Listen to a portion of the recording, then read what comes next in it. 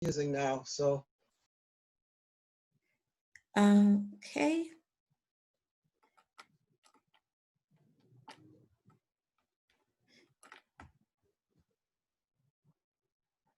Hi, I want to welcome you all to Wake Up America with wonderful poets reading today. Can everyone hear me? Yes. Okay, great, great. We're going to start the show with Devora Major. And Devora, you're on right now. Okay. All right, cool, super. See you in a Okay, minute. okay. I'm going to mute you Okay. until you're ready. Are you ready? Okay. So I want to welcome you to Wake Up America, and we have a lineup of incredible poets. Our first poet is Devora Major, and the poets will all be reading about 10 minutes or less, and they'll be introducing themselves. Thank you for being here, Devora. You're welcome. Okay, am I on? You are on, and we are recording.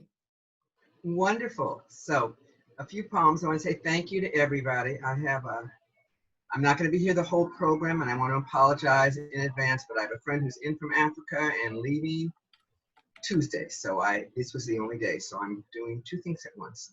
The few poems I picked out, most of them current events, with the idea of Wake Up America, and I want to start with resisting genocide. Everyone is writing poems about George Taylor or Ahmaud Arbery, Breonna Taylor or Sandra Bland, Emmett Till or Amadou Diallo, Trayvon Martin or Oscar Grant, Ramar Graham or Michael Brown, or so many others. But I have been writing poems about Black people murdered in the endlessly declared and undeclared wars of our times, dying while loved, dying while alone, dying while afraid, dying while besieged by enemy, dying while besieged by kin. I have been writing poems about Black people dying for about as long as I have been writing poems. And as I sit here searching for the right words to pen, my mouth is slack, tears held back in the litany of words I have already scribed as they roll out beneath me.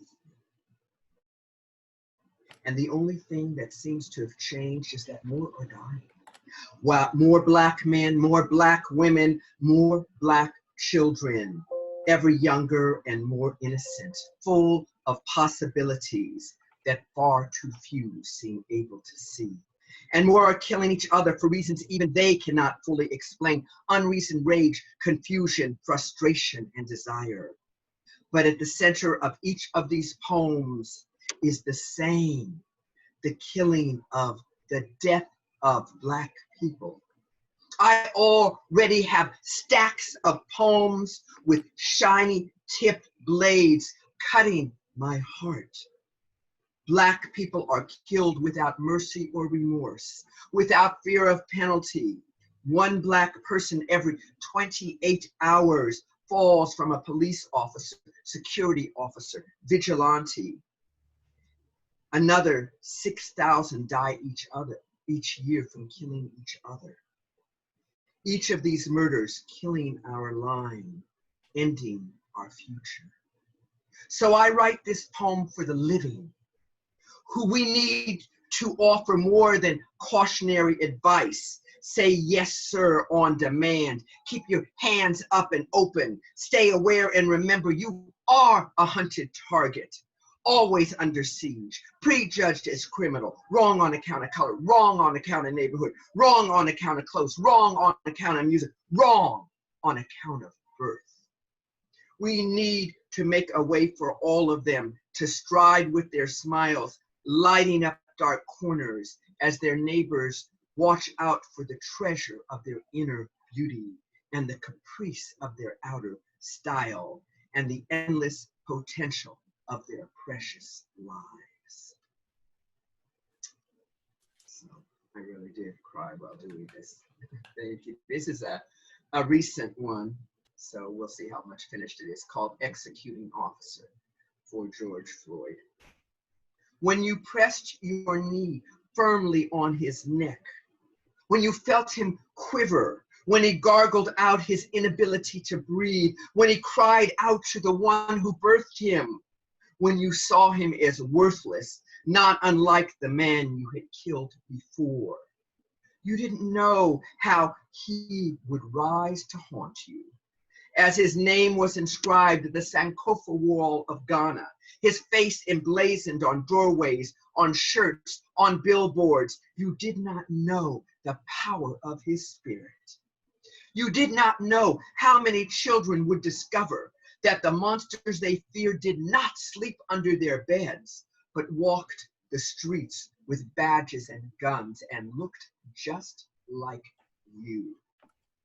You did not know that you were creating a martyr, now known around the world as a man of love, a man of peace.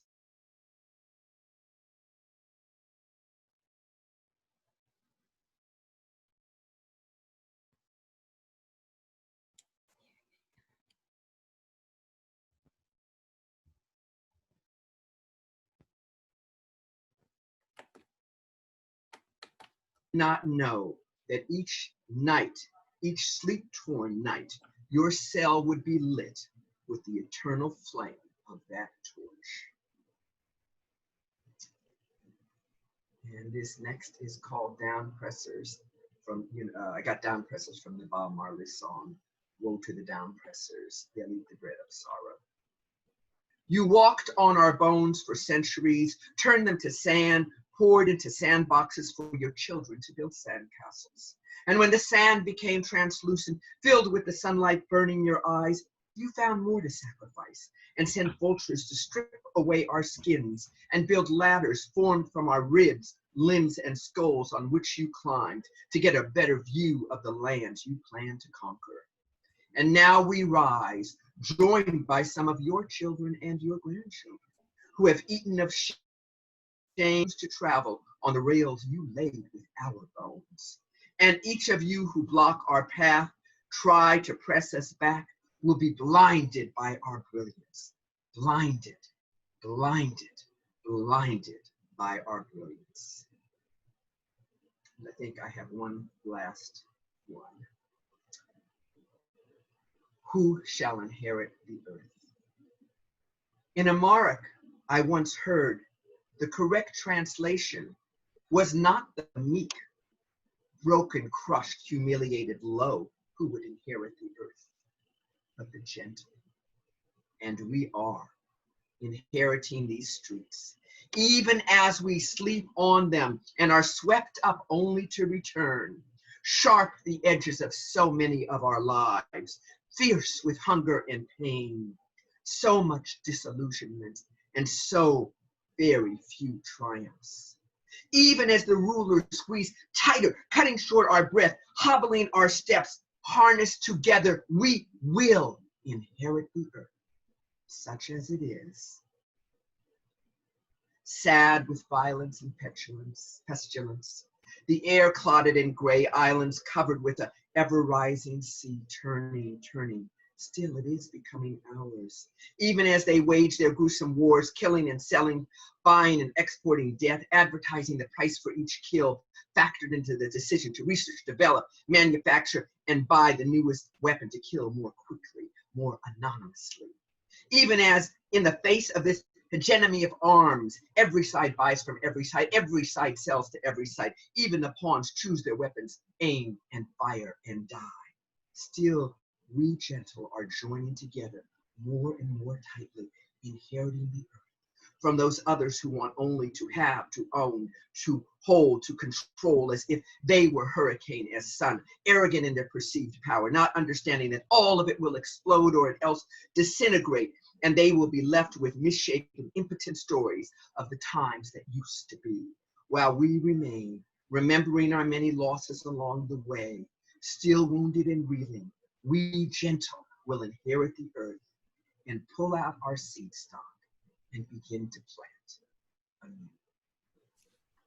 Thank you all. Thank you so much. And an honor to be here. Thank you. Thank you so much, Devor. Devor was a third poet laureate of San Francisco, and now we have coming up Kim Shuck, who currently is a poet laureate of San Francisco. See, Hiya. welcome. Hi there, Kim. So you did my introduction. Really, very little else needs to be said about that. Okay. I have a couple poems for you. For those who don't know, I lost my daughter almost 8 years ago. And there's a lot of complicated stuff around that, but Native women die a lot, also at the hands of cops and other people. We are hunting the graveyards and practicing fly casting off the roof at 4 a.m. It must be summer. I paint the symbols on my feet, study the evolution of bats and 21st century poetry of the 600 block of Chenery. Oh, child. I braid you into my hair most days, and I'm the only one who can read you there, but then we are descended from the symbolic dead, and I'm becoming the old woman out of those stories. It's not as quickly as I'd hoped.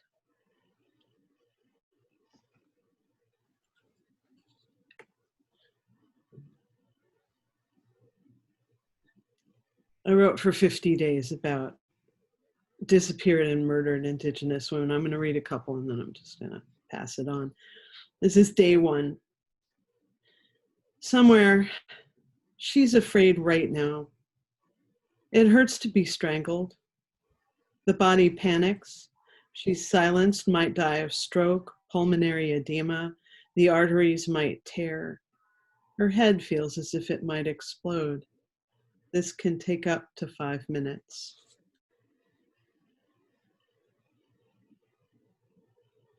Day two, blamed for her own death, bled out in a motel bathtub. In court, the defendant's attorney made her as inhuman as possible. Brought in body parts, her lifestyle, her identity at fault, as if the murder were a logical conclusion, as if her attacker had no choice, as if we were provocation in skin, another acceptable sacrifice. Day four, communities mended over and over. Light story touches the ones literally missing. Patched gatherings, families stiff with protective stitching. Our lost are not gone once, but every waking morning, every song without their voices. Each time, every time, and for all time. Day five. You are our leading cause of death. Vanished. I can feel myself going transparent. The car her daughter was last seen in was found in the lake, her child's dead body inside. Who has jurisdiction? Local police, reservation police, FBI. We don't know if there was a crime. We don't know if there was a white person involved. In the city, when she didn't come home, I called the police, and it was 3 days before they came to the house. Her disappearance was a choice, to not be hitchhiking. To afford a car, we need to work. No work in town, no public transit. Last seen standing by Highway 16 in the rain.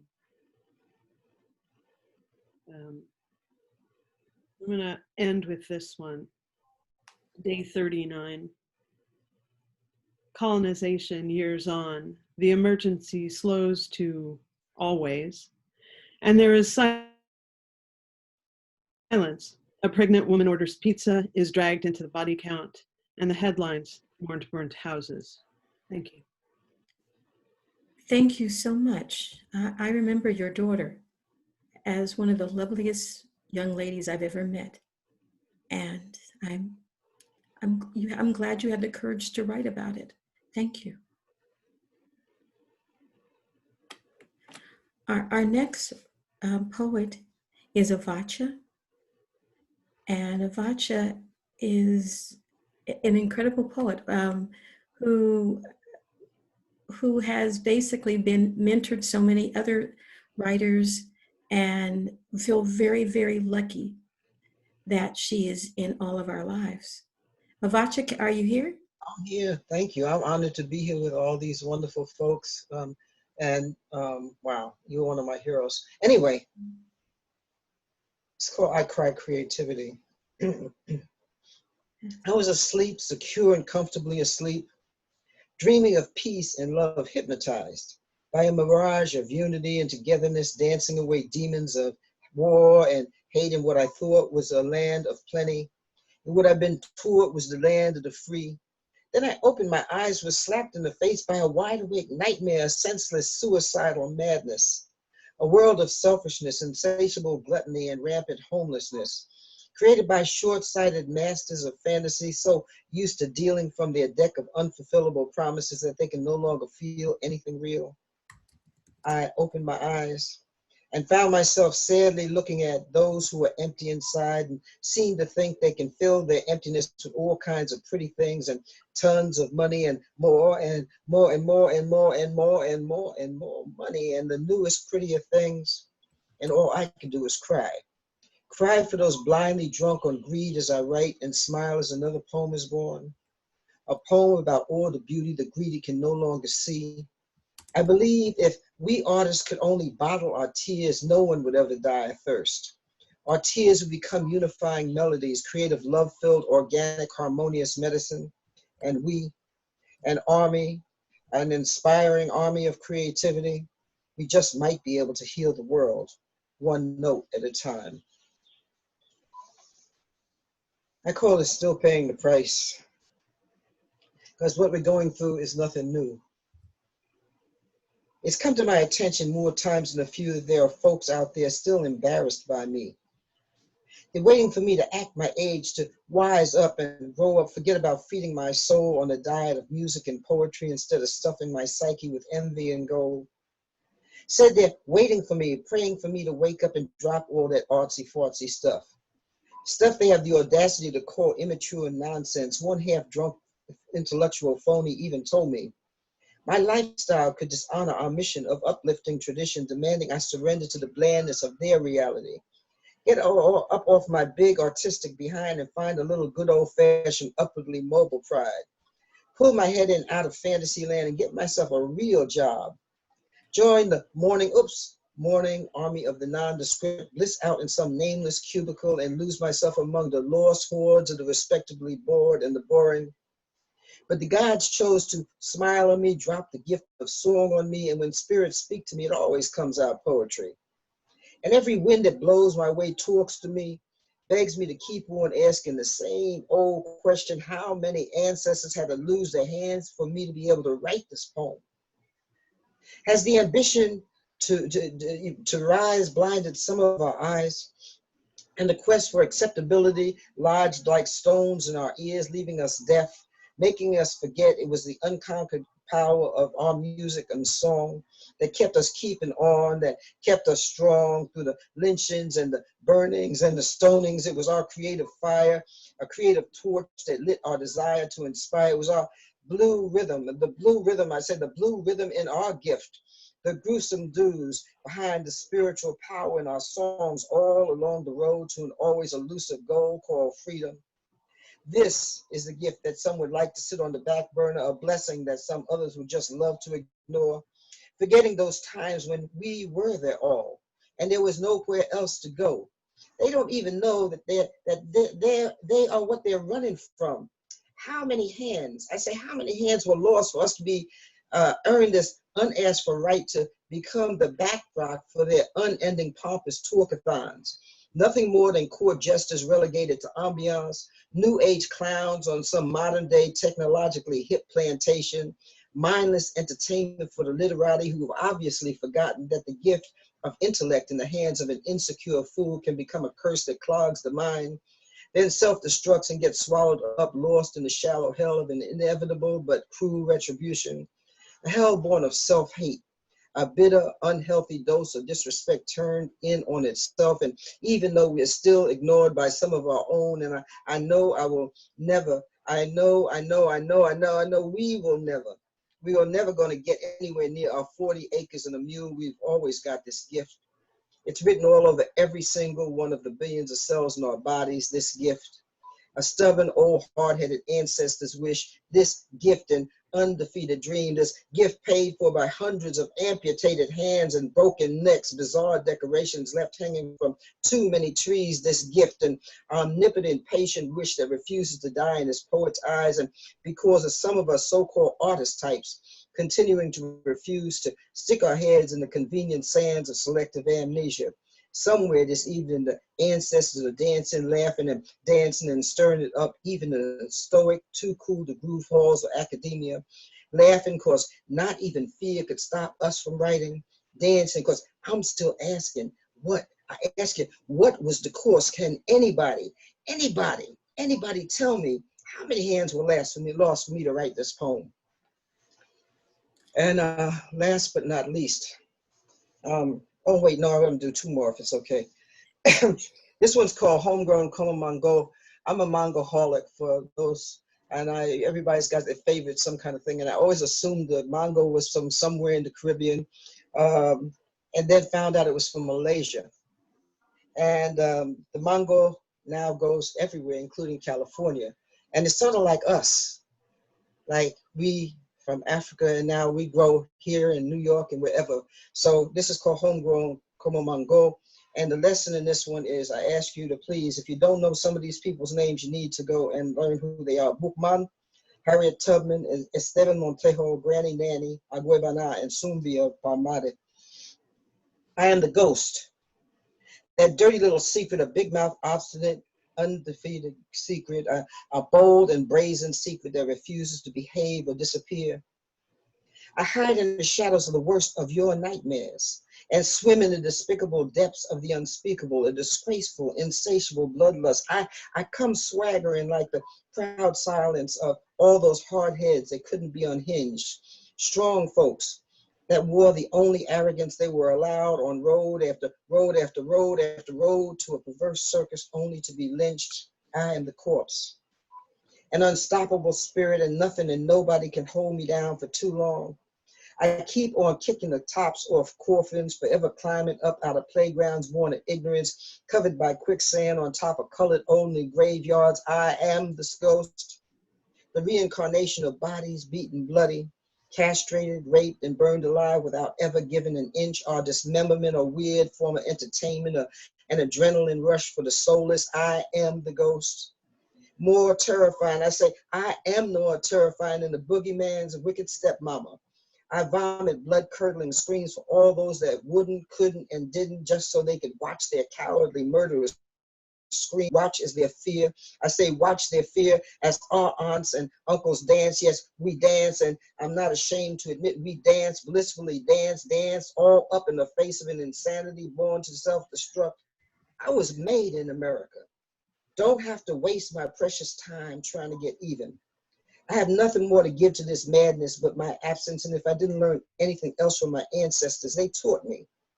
Our greatest revenge is the creative magnificence of our stamina. My revenge is knowing that we came through it all and landed on our feet. Real revenge is knowing I'm just one of the many, one of America's millions of 100% homegrown success stories. And from my seat, I say from my seat, success is tasting mighty sweet. Sweet like banana and pigeon peas, avocado and breadfruit, guava and coconut bread, melasa, maize, and callaloo. There's going to be time, as I say, many times we're going to have to fall, but we're coming back strong. A bold and brazen secret that refuses to behave or disappear. We are the ghost reborn, ever moving forward, ever moving forward, and still we sweet, 100% homegrown, dulce, como mango. And last but not least, and we are, they kill us and they kill us and they kill us and they kill us, but they don't realize that each one of them that they killed is reborn in us all the time. They cannot kill us all. Anyway, this is called I Know We Can, and I wrote this. I have to do this because I think some of us think this is new, what we're going through. Ain't nothing new about what we're going through. I'm 70, in fact, a couple of days from now, I'll be 79 years old. And there's not been 1 year that I've been alive that there have been Black folks killed all over this planet on a regular basis for the entertainment of the soulless. And so I want to remind us, I wrote this the day after a certain person got into that seat. I had to keep my sanity. It's called I Know We Can. And please, at the end, join me and say it. We have been here before. We have sang in the face of the Klan and danced with feet all bloody on the decks of slave ships, on the longest walk, on freedom marches and jail cells and concentration camps, those ghettos that we're supposed to call home. We know this place, the concrete jungles, the reservations, accursed of and by the uncivilized who have forgotten the healing beauty of grass and trees and the gift of clean water to drink and have lost their ability to love. We are familiar with the senseless mayhem of perpetual war, the addictive lust for power, the intoxication of bloodlust, and those who prefer the inhumane sacrifice of their souls and they try to steal ours. Yes, yes, yes, we have been here before. We know the hanging tree, the rope, the rape of our bodies, our cultures, the theft of our songs and our children. We have swam through the slime of misogyny. We have been here. We've been here. We've been here. We know the racism, greed, and stupidity have no conscience. And it's only a matter of time before the insatiable self-destruct, before they devour each other. We've been through it all before.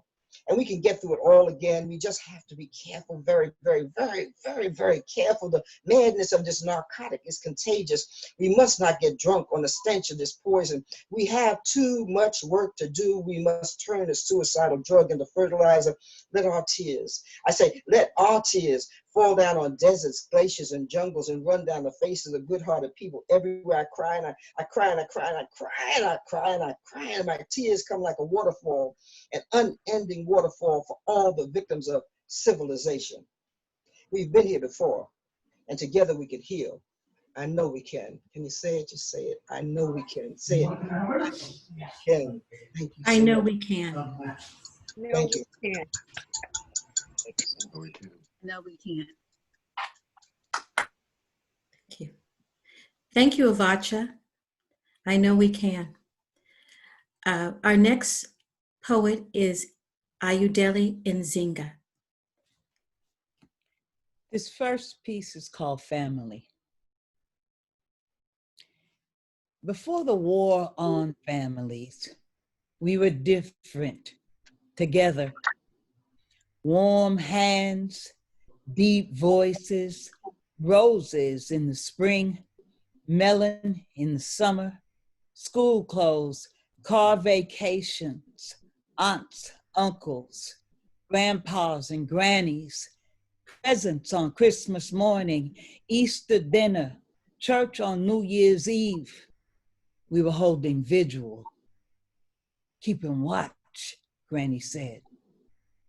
We remembered cotton, sunrise to sunset, hardworking in factories, construction, in kitchens, garages, in slaughter yards, rail cars, shipyards, steel mills, work for willing hands. Our hands were willing. What? School days, learning America from America. Pledging allegiances, What? a civilization like a warm coat in a winter that won't end. Cold water dreams and hot water cornbread days. Fathers in houses, holding us accountable, showing us what men look like. We saw, we knew, we followed in footsteps, hoping to climb higher.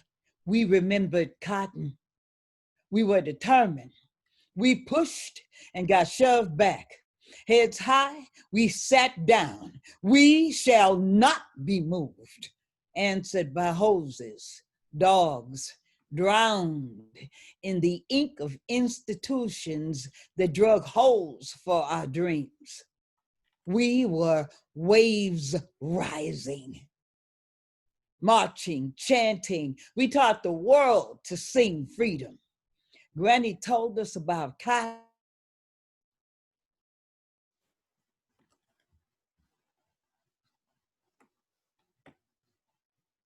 You go on mute, Nzinga.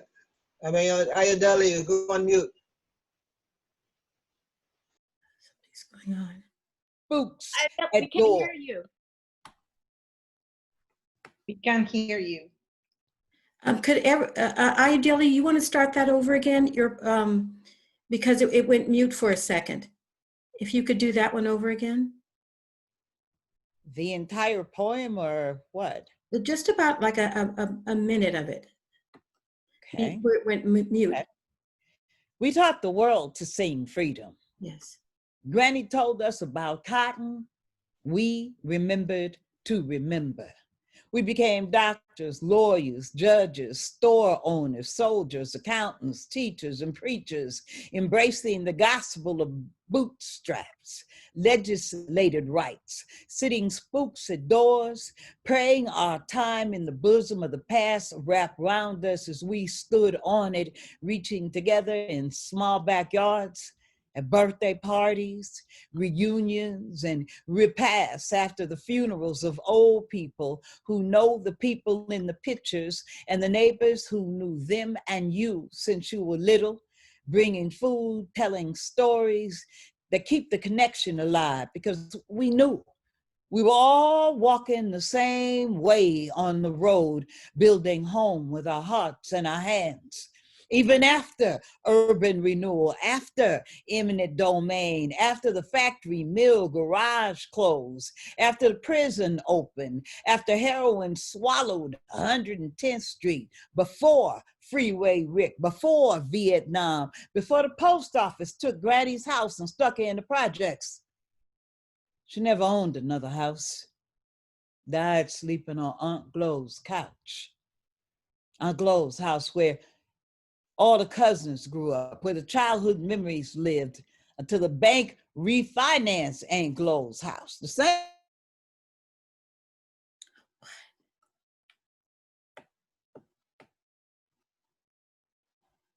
Aya Daly, we can't hear you.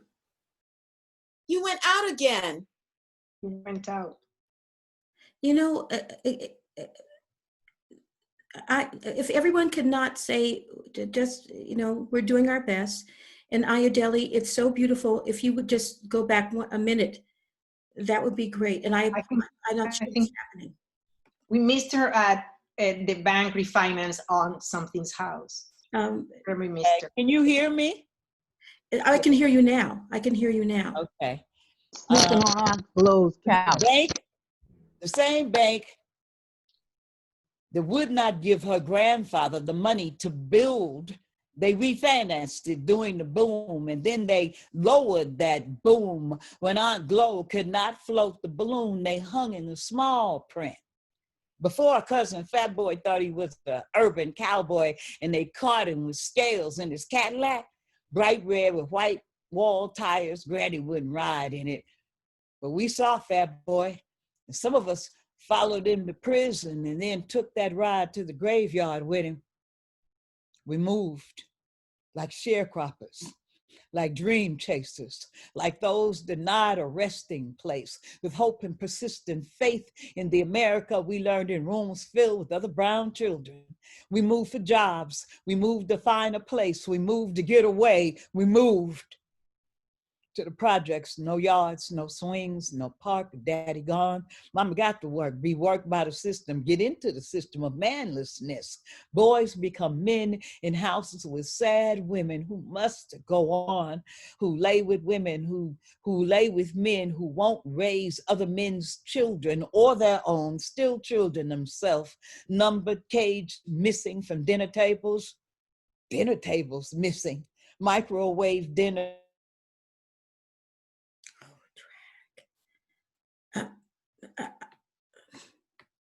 Aya Daly, we can't hear you after microwave dinner. It stopped. And just a suggestion, if she turns off the video, it might come in better because it's using up too much bandwidth. A suggestion. Okay, and we stopped after microwave dinner. And you know what? I want to say, Aya Daly, this is such a beautiful poem. If you want to start at the very beginning, so we could get a clear, complete, that's fine with me, wherever you want to start. I got one more poem. Can you hear me? We can hear you fine. And yeah, tell me where this one ended, because if I keep cutting out, I want to share the other one with you too. Okay. So, numbered in cages, missing from dinner tables missing, microwave dinners on laps in front of screens, chasing other realities, children lost to street corner fantasies. Even weeds will grow. Wild things bloom whether or not they are cared for. Sisters see mothers settling, suffering, struggling, lost in following suit, lost in rebellion. Who will save the babies born to babies? Girls looking for love, smothered by responsibility, toward work, confused by media, men, and the tide washing away what it means to be a woman. Redefined by a public sphere that chains them with labels after chaining them in reality. We are in transition to a visibility that we craft, but we have not found the time or the ink to write the rules or to overstand the story of broken families, broken connections, broken like covenants, family overwritten by myth, ethnographers, and Fox News. What happened to Black families? The way we saw ourselves when we were whole or more whole, or strong in the face of holes dug by ink, institution, and hate before we fell into the holes, shattering the whole mother, father, child thing, the thing we relearned after the spoons in the bottom of the boat thing, before the cotton fields, after the sharecropping, after world wars, war on drugs, war on terrorism, war on Black men, war on Black women, war on Black children. Before the war on us, we remembered cotton. We were different. So if y'all can still hear me, I have one more piece. Yes. It's called The Final Dream of Flight. I have a pen. I have written my own story. I read yours. It was narrow, sad, predictable on so many levels. It did not predict my flight. I wrote it, the text offered. I spoke it softly, looking at the sky when it seemed impossibly far away. My story of myself and the stars are closer. My pen still moves on still water in storm in the dead of night, line after line of code, prayer, cartography, midwifery, the nest, hexes, my own exorcism of demons tied to the page, then set on fire, deconstructed by my clever tongue, delivered directly to my executioners who are surprised. I can see them. And I know they're naked, and I've lost, and they have lost their power over me. I know that I have written the danger of knowing into the story like a character flaw. It may be the death of me, but I see it coming. Because in my story, I'm awake with loaded desert eagles when they come through the door, and only I leave the room. I am not where you left me, nor am I what you expect to find. I am off the reservation, coloring outside the lines, speaking during the movie, telling you the monster is in the closet. I am not in the cage, the cell, the grave, the asylum. I am a free-range radical, the ghost in the machine, hiding in plain sight, the spook behind the door, the heretic who remembers to remember. Out loud, I'm hard to kill, multiplying. The reasons I exist, thrive, find air in the vacuum you wrote for me. I'm not on that page. I flew the coop, wrote a sonnet, ate a haiku, read the world and spit back text that resists being conquered, rejects borders, boxes, chains, and narrow tails, the rules of tyrants and naked executioners. I am not where you left me, nor am I what you expect to find. I have a pen. I have written my own story.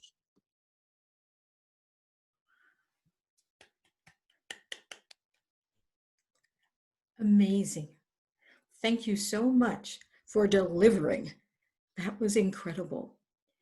Thank you, Ayodele Nzinga. Thank you.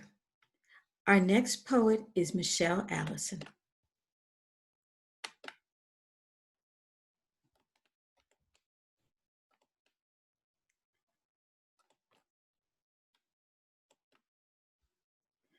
Michelle, can you unmute yourself? The unmute is... There we are. Yeah. Well, hello, everyone. I am honored to be a part of such an esteemed body of poets. Kim asked me to participate with a poem in April of this year, and so I am a newbie, so be gentle. Thank you so much. My first poem is Wash Your Hands, Don't Touch Your Eyes. I am frightened. I am scared. There is something, a virus floating in the air. It does not see color. It does not play fair. It just takes life, sucks out all your air. Life is scary at this time. Wash your hands. Don't touch your eyes. Make a mistake. It may be your last. Wash your hands. Stay inside. Some people listen. Some think it's jive. Last time I checked, some had died. We know that this too shall pass, but until then, act like you could pass a deadly virus, truly unintended, but fatally accurate in causing another fatality from not listening and going out, gathering in groups and acting like you've got nothing to lose. You don't, but I do. So I ask you to adhere to the facts. There's a virus out there that will, that does, that is killing families, friends, and lovers every day, every minute, every hour. Sadly, right now, the virus has the power. So wash your hands, don't touch your eyes, and please, please stay inside. This is titled, Is It Monday Yet? I'm experiencing a continuous weekend that sadly has no end. Saturday seems forever, a weekend with no end. At least when I had Monday, I knew one thing for sure. I could see a calendar with days, weeks, and seasons moving forward. Without my Monday compass, I am stagnant, lost for sure. I have no motivation for the norms I did before, like brush my teeth, change my clothes, or comb my matting hair. Why should I do any of it when I'm not going anywhere? Without my days and weeks, I am terribly out of sync. Tell me, what day is it? Is it Monday yet?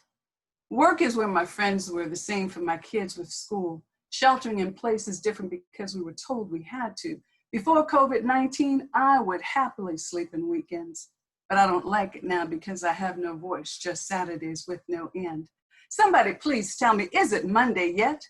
When Monday comes again, I will never take it for granted. I will rise up joyfully to meet the day's challenge, remembering where I was, so grateful for where I am. I will tell everyone I meet, it is Monday. Have a blessed week. And this is It's a Pandemic. What do you need to see in order to believe we are under siege by a virus we cannot see? What do you need to happen for you to understand that this is not some hoax made up by mortal man? It's a pandemic. Maybe you are stuck on 0 from January 2020 or February with 1 or March when the climb had just begun. Sadly, that was then. This is now.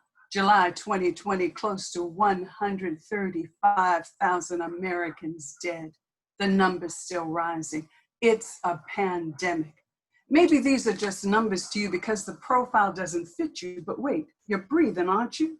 Get it straight. This is not a test, not a joke, not something to protest. Stay at home. It's a pandemic, which means, by definition, it's deadly. A plague, an epidemic, a virulent disease, a bubonic plague, an endemic disease. It's a pandemic. So let the sensible leaders lead. Too many chiefs will kill us indeed. Sheltering in is not fun. It's just one of the ways to keep the virus out of our lungs and saving the lives of our loved ones. Let's remember, it's a pandemic. There is no return to normal. That left when this virus started. Wearing masks of different brands, sanitizing hands before and after, everything you touch, carry out but no sitting in restaurants is the new normal if we want to survive this pandemic. Last one, my English muffin. I thought I was okay sheltering in day to day until my English muffin crumbled and wouldn't open.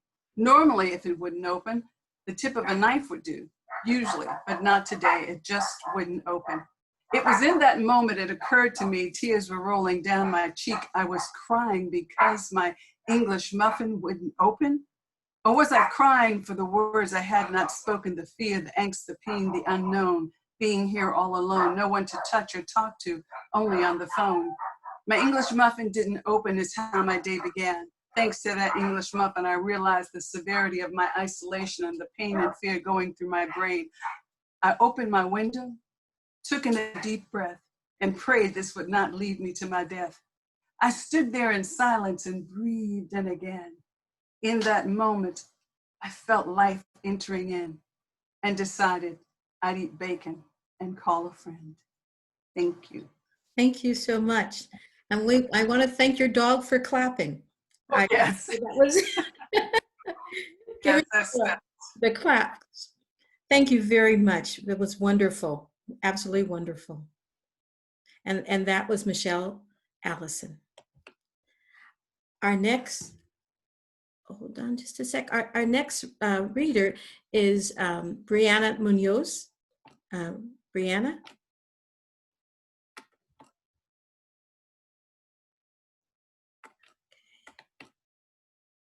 Hi there. Hi, thank you, Kim, for having me. I'm sitting here just, it's really easy to be overwhelmed with emotion by all this like very powerful poetry and talented writers, but yeah, I appreciate it. This is a poem titled Taking a 9-Minute Knee at the Los Angeles Uprising for George Floyd. Protesters gather, Black folk, brown folk, white folk, Philippine folk, Asians for Black Lives Matter. You see them all, children, middle-aged white men, the fire in the chests of the millennials, man walking with a limp, maybe from a bad knee or perhaps old age. We chant and cry and dance and beg, stop killing us. At 3rd Street, we block the intersection. Cars honk in support of what we are doing here today. Stop killing us. Stop drawing your guns on unarmed Black youth. Stop escalating matters. Stop only holding officers accountable when video footage goes viral. We need change, but we need it year-round. We halt to a stop and energy buzzes like auric vibrations. We are one. I feel my neighbor's pain and they feel their neighbor's pain. Organizers ask that we take a knee, skin against concrete, feet blistered, crying on to an unseen. Our government might not hear us or value bodies over profit, but she does. Yes, she does.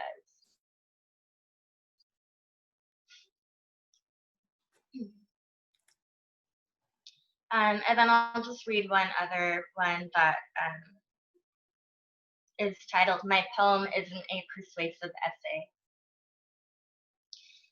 How many more poems do we need to write until the children are hopscotching? Feet against white lines, shapes against asphalt, rather than in cages. How much longer do we continue psychotically scribbling, smash the patriarchy, no war with Iran, Black Lives Matter, water is life, give the poor kid medical attention. The cold floor is no place for their last breath, God damn it. How many more hands angrily performing stanzas, lips releasing spit of rage and helplessness? Poets stand up because we hardly know how else to help. Because if we don't vomit out metaphors, it might be my breakfast. Poets stand up in response to your lack of credibility. Toddler president tweets, my lord, my poem isn't a persuasive essay for your votes. My poem is a cry for help, released by pen and page. My poem is a shout. It is an airstrike to your country club. How many more Langston Hughes? How many more grandmothers holding signs that read, I can't believe I'm still protesting this shit? How many more Maya Angelos? How many more Allen Ginsbergs? Howls of anti-war?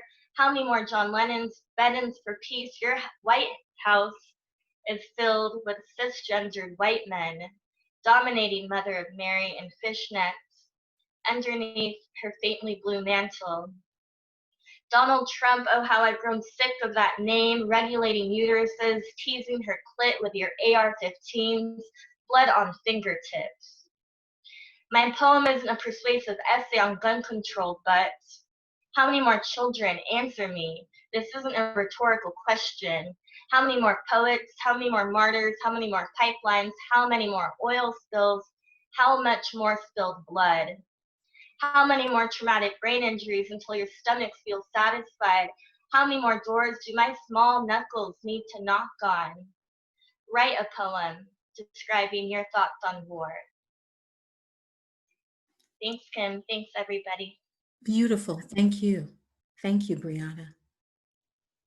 Our next poet is Rich Ferguson. Hey, everyone. Thank you for putting this together, Kim. Oh, my pleasure. And thank you to everyone. I just want to do a quick book commercial for a couple folks. Quarantine reading or reading anytime, everyone. Kim Shuck, who read earlier, current poet laureate, San Francisco. She's got an amazing chapbook, Whose Water? Excellent. And Devorah Major, who read earlier, she wrote the foreword to one of my absolute all-time favorite books, collection of Bob Kaufman. Read it, read it, read it. All right. Remember when we shared the same breath and were one? When we shared a language that survived hungry ghosts, or when we swam together in wild waters that could not drown us. Since our fall from grace, we have lost kinship with innocence. We have experienced so many variations of original sin that its taste has become far, far from original. This paradise we have burned and abandoned has collapsed into a Garden of Eden, now bleeding a complex geometry where parallel lines of love and consideration contend with irrational proportions of emotional, physical, neglect, and constriction. Non-complementary angles of sexism versus fairness, those seeking domination battle it out with those seeking collaboration in the multi-dimensional arena of our human condition. When seeking union between the sexes, one must learn to transform opposition into empowerment, cruelty into congruency, create ratios of respect, equilateral equality, a more perfect circle of the sexes. One that unifies, strives to heal this wound of being human, for we are quick to anger, slow to heal. Dragging our inner rivers for the body of evidence that can free us from the gridlocked and mind-locked madness of our Garden of Eden, now bleeding, the place where one confuses the highly personal with the universal, retunes enlightenment to a TV reality where we can't stop looking at our cell phones, even when in the presence of redemption in our Garden of Eden, now bleeding. Hear the gunfire and continual cry of sirens, witness our struggles to grow beyond our insanities and instabilities, new bones sprouting from old burdens, psyches surviving alley fights with a world gone rogue, carving intellect sharp enough and weapon enough to save ourselves from the dangerous primal instincts breeding in our Garden of Eden, now bleeding, that we may one day untether ourselves from this mothership of mayhem, float off into harmonic stardust, witness ourselves in the cracked mirror moon, realizing that despite it all, we have the potential to become beautiful and unbroken. Beyond our Garden of Eden, now bleeding, our flowers of good fortune can flourish even as our world devolves into deserts of destruction, that we can sleep with fire and wake up the right kind of bright. That we can return to innocence, and from innocence to shadow, that we can return to shadow, and from shadow to the river, and from the river to the crossroads, from the crossroads to song, from song to heart, from heart to a home where a new union between man and woman and man and woman can blossom, souls guided by plant instinct, tenacious in the desire to rise, root, voice, a journey from oblivion into brilliance. Our seed smiles. a multiplying joy in our new Garden of Eden, no longer bleeding. Remember to let the flowers grow, but pull away the weeds before they tower over us on this spinning ball of eroding and beautiful blue. On this spinning ball of eroding and beautiful blue. Things about myself and the world that I will and won't explain to my nearly 4-year-old daughter when she's older. First, drugs. I'll definitely discuss drugs, but I probably won't mention the time I snorted heroin in a dingy MacArthur Park hotel room, or the times I tripped on mushrooms, mescaline, ecstasy, LSD, laughing my ass off, witnessing the walls and people's faces melting, time traveling, telepathically communicating to animals, insects, trees. What I will explain to my daughter is how drugs can be both dangerous and alluring, how one can get so easily hooked on the rush, the giddiness, the floating away. How there are days when all of us, all we want to do is float away. I'll explain to my daughter how things like art, music, dance, and poetry can offer a much purer sense of floating away. I'll explain to my daughter how poetry has so greatly informed my life. That said, I probably won't mention the time I was scheduled to do a featured reading, yet wound up in the hospital that day. Won't reveal to my daughter when I realized that I would be in the hospital much longer than I had expected. Yanked the IV from my arm when the nurse wasn't around, scrambled into my clothes, seized a cotton ball to clot the unnerving pulse of my blood, spraying the wall, snuck out of the hospital, hailed a taxi, sped off to my feature, and rocked it. I'll teach my daughter the importance of empathy, compassion, consideration. That said, I probably won't mention the time I was blind drunk at my brother's wedding, skied naked, received a summons from the Wisconsin Water Police, even after I had slurringly tried convincing them that if they didn't ticket me, I would take them back to LA, make them big TV stars, a river version of Chips. I'll figure out how to explain to my daughter the utter remorse and humiliation I experienced as a teenager upon being nabbed by store security in a Kmart parking lot after I had shoplifted the soundtrack to Saturday Night Fever. I didn't even want the damn cassette. All I wanted was for my parents to stop fighting and not get divorced. I'll do my best to prepare my daughter for ages 13 through 19, how those years will be one great big life-affirming, soul-crushing rush of proms, relationships, acne breakups, and all the rest.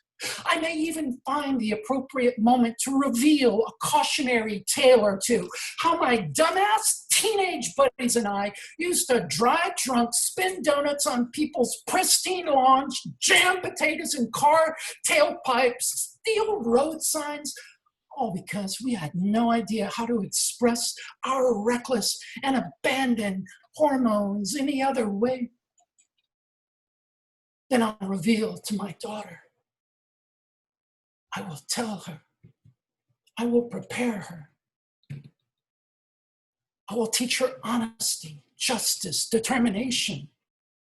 I will support her in maintaining a positive body image. I will confess how in high school I used an ice cube and Zippo-heated dirty sewing needle to pierce my ear, how it became an infected, swollen mess, suffered through shots and antibiotics for well over a week, all for the sake of wanting to fit in, because my dumbass teenage buddies kept telling me I would look much cooler if my ear were pierced.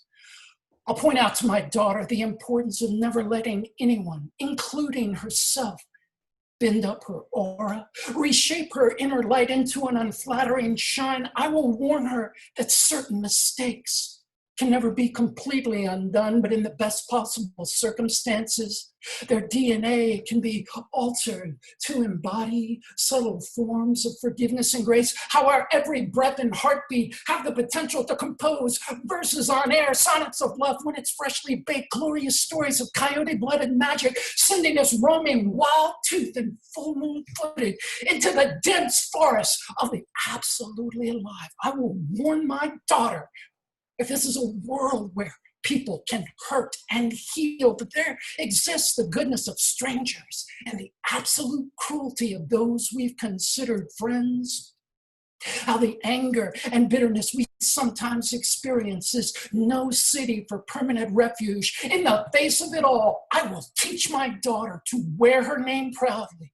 Let it be a cradled murmur in the ear, bubble in luck and Attila the Hun of Fun, a get out of jail free card, and her own star on Hollywood Boulevard. May the mere mention of my daughter's name be a cathedral of sweet talk, hummingbird flutter, and on her most troubled days, may my daughter's name be the tears that travel in reverse to unstain her cheeks and brighten her sad, sad eyes. Beautiful. Are you going to read anything else? Nope, I'm good. We're good too. Beautiful. Thank you very much. Rich Ferguson. Our next poet is Paul Corman Roberts.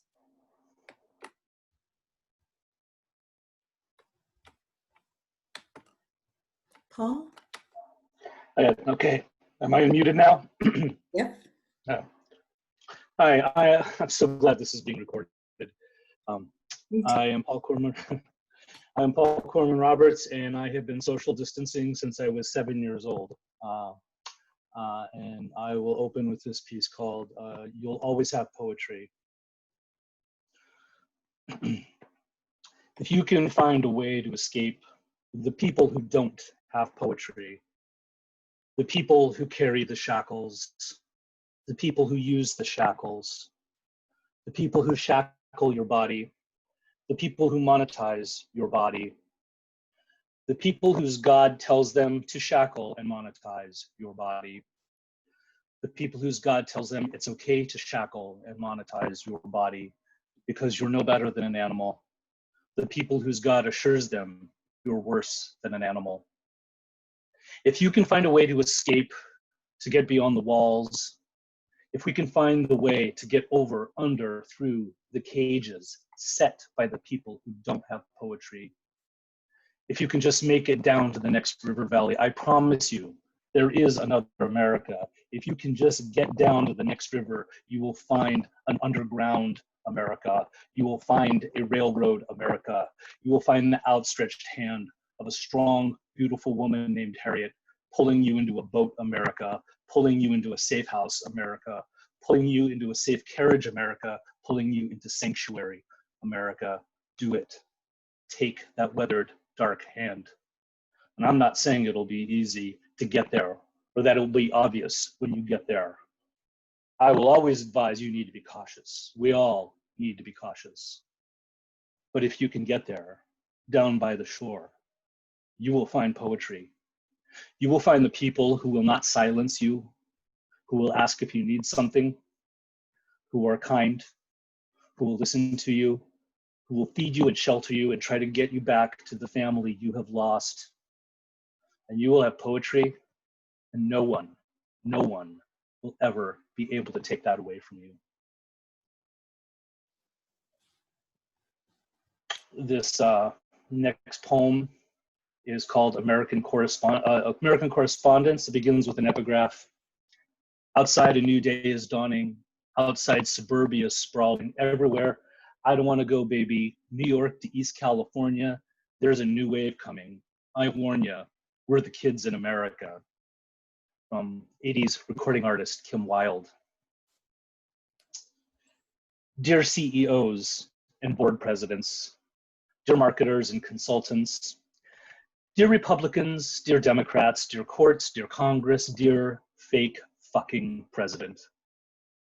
Dear NRA, dear evangelicals, dear MAGAs and dear nationalists, dear TERFs, dear binaries, and dear incels, Dear Hollywood and dear hipsters, dear goopsters and dear Gwyneth, dear Kardashians, dear Coldplay, dear Decemberists, dear Fleet Foxes, dear Lumberjack Bros, and dear Huff.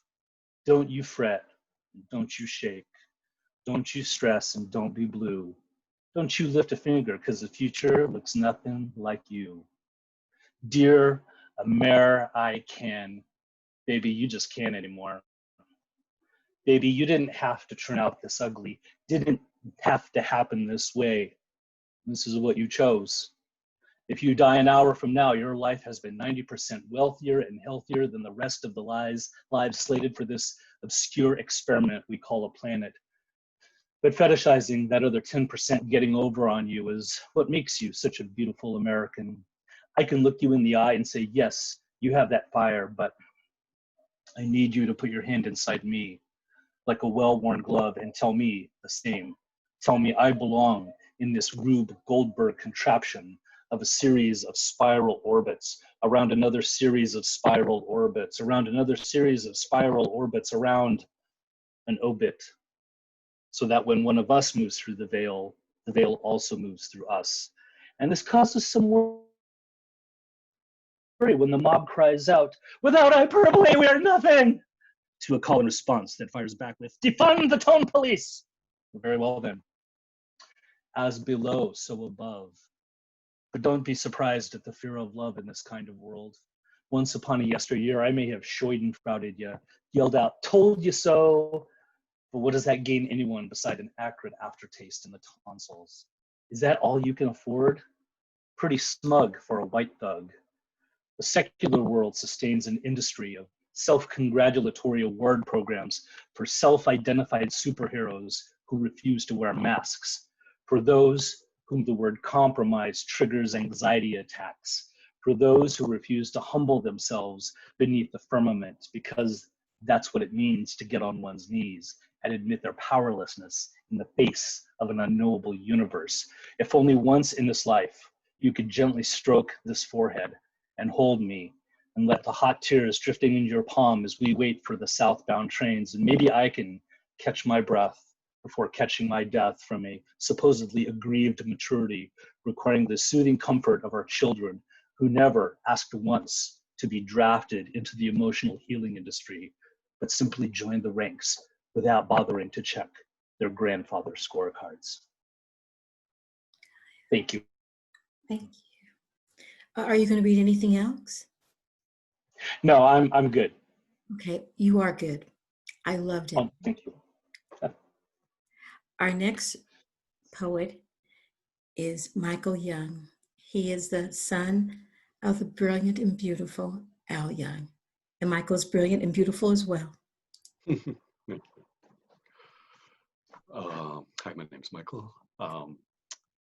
You know, to my regret, I had a poem called Midnight Movers that I have not finished yet. So you must do another event because it was about my dad. My parents were in an interracial marriage and they were married in 1963.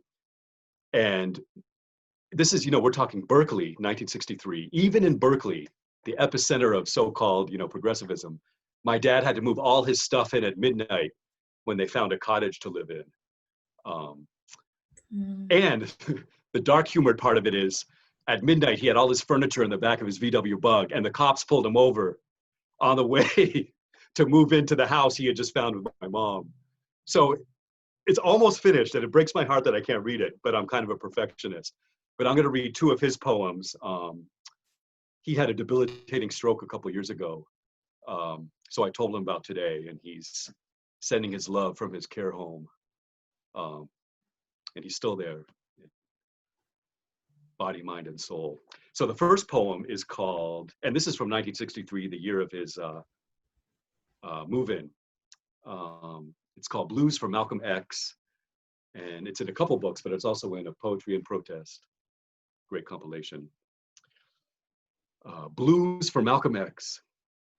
When I decided to go hear you speak that week, it was Oakland. It was way out west. It was long before Bluetooth tech. It was youth, way back before the truth got put on commission. I was older than the early 60s, younger than rain. It was when a cafe colleague declined my invitation for her to join me to catch you that I got it right. She was white. She declined. She declared, "No, you go. I don't think you'll like me very much." My political black friends, none of them had the time either. I took the bus. To bust the chops of integrationists, your mission exactly. You carried it out with charisma and charm. For dignity and equality, you spoke. I love all black, brown, red, and yellow people, you said at the close of your spellbinding talk. Then you blew us kisses. This is memory. Now, the very government that shot you down for dead has made you postage stamps, stampable, sendable, official at last. Does this surprise you? Official history, a snake that hisses, a snake that hushes, smooths you out, burnishes. I still prefer the kids who called you Malcolm 10. They didn't know where to hide you, so they put you on a stamp with Booker T, who wouldn't sit with Woodrow Wilson and the First Lady at his White House dinner. You wanted us to separate and split, and that was it. You, Malcolm X, would fix the system with the ballot or the bullet.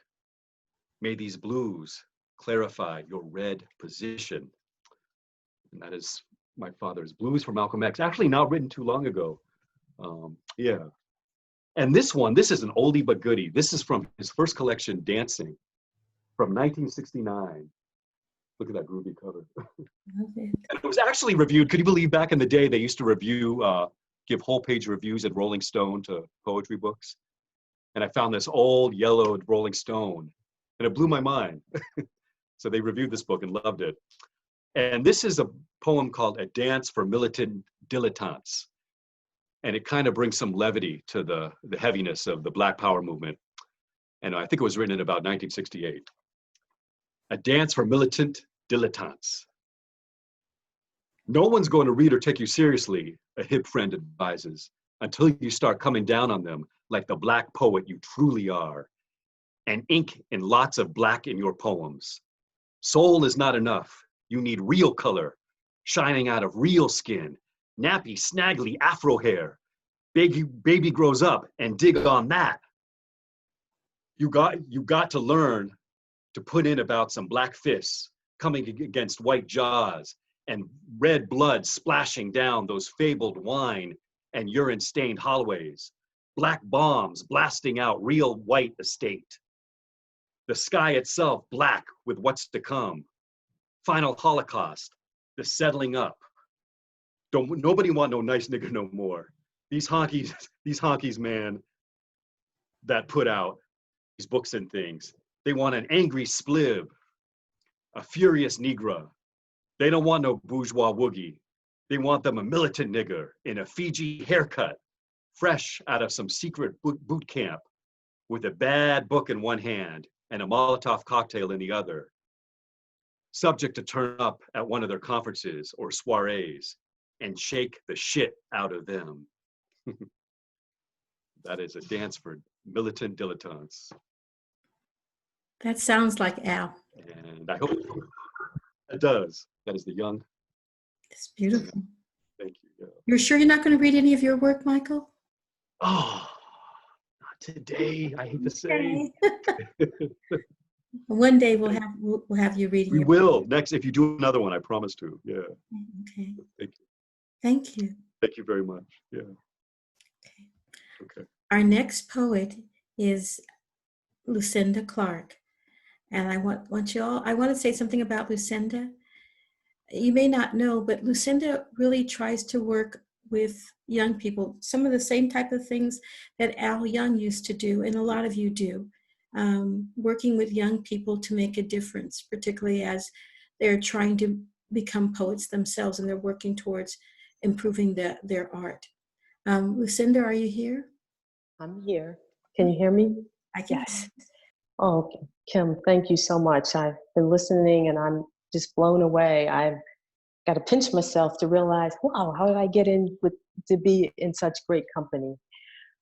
But as you mentioned, I'm going to start off with a poem that was untitled. Then I called it the Pre-COVID Rant, When Global Warming, Gun Violence, and Generational Responsibility Was a Thing.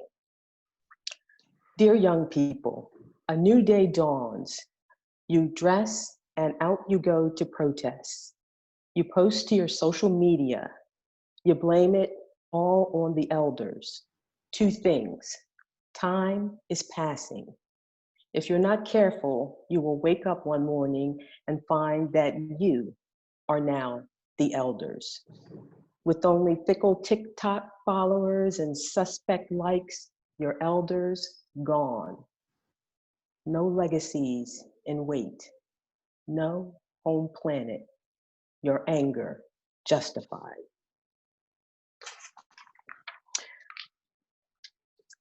I have been thinking of lots of poetry to write about with regards to being African American and the African American experience. And Kim, I tell you, if I had done this your first time, I'd have been one angry sister. I've just writing a lot of stuff, but I decided to settle on this one poem that I think captures it all. And it's called Black People Are Invisible Until. Black people don't ski, hike, tango, watch birds or the skies. We don't win political elections, take the entertainment world by storm, dominate most sports, serve this country or mankind. We only make certain people fear for their lives. Black people thrive despite high rates of diabetes, high blood pressure, obesity, murder, suicide, and unemployment. Even though something new and even more negative is added to this list every day. Check the COVID-19 stats. Yet, we also have gratitude and joy. We are capable of knowing and expressing love for family, friends, and the communities in which we struggle to find relevance. Black people have headaches, heartaches, anxiety, day and night terrors. Some of our families live without fathers. Some of our mothers are going it solo. A lot of Black people are going to jail, but we never needed to, because we can be executed in our cars, in our homes, on the street, while enjoying.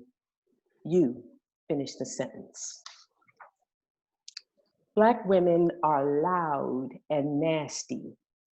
In others, this is called demanding respect for yourself, family, and for anything else we want you to know matters. We are called African Americans, Blacks, colored, Negroes, non-existent. Check South American history. We are discriminated against, lynched, shot, beaten up, beaten down.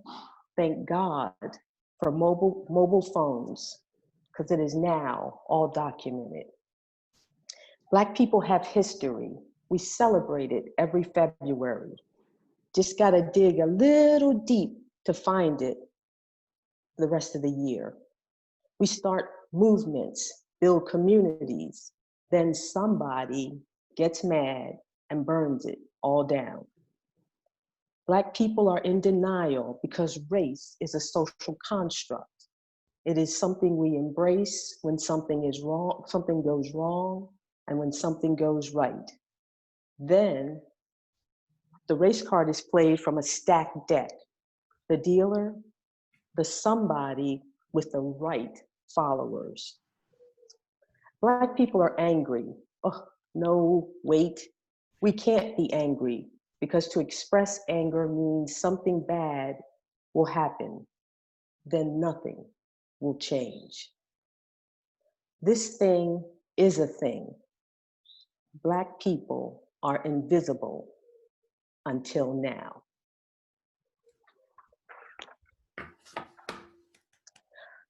Okay, now, because we're talking about all things that are going on, I've covered the young people, the global warming, I've covered Black people.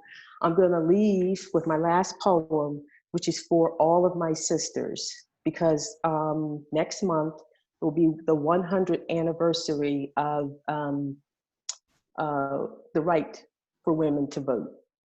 And so I'm gonna close with this poem called For My Sisters Too. To all of my sisters, no matter where you are, no matter where you reside in these United States, no matter where you work, pray, get your nails done, get your hair done. No matter who you are married to, who your ancestors may be, or your children will become. 100 years ago, we shared something in common. We had no political voice, no right to vote. 100 years ago, women and men set side by side that which they did not have in common to fight for the one right for all to vote. Today, we share this right, and whether you choose to exercise it or not, which I pray that you exercise, it was hard won for us. For all who would take issue with my excitement and pride, I ask that you tell your aunts, daughters, mothers, sisters, co-workers, and any other female except me that women's equality is stupid. For it matters to those who choose to celebrate and exercise this right. It will matter to the first woman who will someday become president. And most importantly, to the people in the lands where the right to vote is not possible. Kim, I want to thank you. You are my shero. I want to thank, Beck and Birds for giving us this opportunity. Bird and Beck, shout out to you, Bird and Beck. Thank you so much. And I will see you on the other side. Thank you. So much. This was Lucinda Clark. And if you want to know about helping kids, she's the one to ask, because that's what she does. Our next reader is Nicole. I was going to say Poetry Matters Project. Just Google it. Thank you. Sorry. Our next poet is Nicola Adams. Nicola? Hi, everyone. Thank you. I am so honored to be here with so many people and so many of my friends, Abacha and Twyla and Kim and the rest of you. I'm so glad to meet you in an informal way, get to know you, and hopefully I can do justice with my poetry. And so the first one I'm going to read is something I wrote 15 years ago for my 13-year-old nephew to recite at a function for Mary Bethune-Cookman. So it's called When I Create With My Mind. When I create with my mind, I master rhymes and spit rhymes. I danced eyes closed with my soul, knowing that the God that created me has given me this art that makes me feel whole. When I create with my mind, colors and canvases become one as I paint in a daze, knowing that this part of me was created to give God praise. When I create with my mind, I become one with the God who created the moon, the stars, and the earth, who planted all of this talent into me at the moment of my birth. The pyramids, ancient music, and caveman art all get more valuable with the passing of time. And so do I when I create with my mind. Thank you. This next one I wrote today, and I was listening to my pastor, and it just came on me, and it says, you got to register for the revolution. The revolution has taken place, Black bodies littered by racism and hate. Some think the revolution we fight today has just begun. not taught the history that our revolution started when the first slave captured, still in Africa, was murdered when trying to run. For 401 years, we have fought a revolution to be free from oppression, free from poverty, free to quality education, free to live where we wanted, free to work where we wanted, free from welfare, free to be us, free to live. You got to register for the revolution. Be a participant in your own change. Not just wait until you read or see another Black man on TV saying, I can't breathe. And oh yes, the revolution is now televised by revolutionaries with cell phones. No longer can racist cops hide their murders with their lies. We have a madman occupying the Oval Office, destroying democracy, empowering white supremacy, erasing the strides and gains we made towards equality. We're in a revolution, not just for our souls, but for the soul of this nation. Fill out the census, vote, and protect immigration. Yes, Black Africans, Haitians, Trinidadians, Guatemalans, Cubans still migrate here. And they migrate not just to be on vacation. So speak up, all you who've been silent. Those who follow Trump, vomit out the poison Kool-Aid and wake up. If you want to be on the right side of history, get involved, join the marches, be the change. That's the solution. And you got to register for the revolution. And then I have another one. The last one is called What My Third Eye See. Thank you. I close my sight eyes, which opens my third eye. My third eye sees what my natural eyes will not allow me to see. It protects me, but also prepares me for the future that's coming. For the last 2 years, my third eye has been flashing, warning, warning, warning. Our society is coming to an end, just like Pompeii. We are on a collision course with 2 natural disasters. One which has been named COVID, coronavirus 19, and the other named Donald Trump.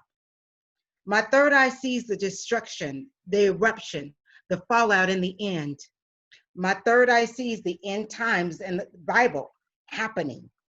It sees millions sick, millions dying, millions crippled, living with disabilities left by the plague. It sees our nation in another civil war.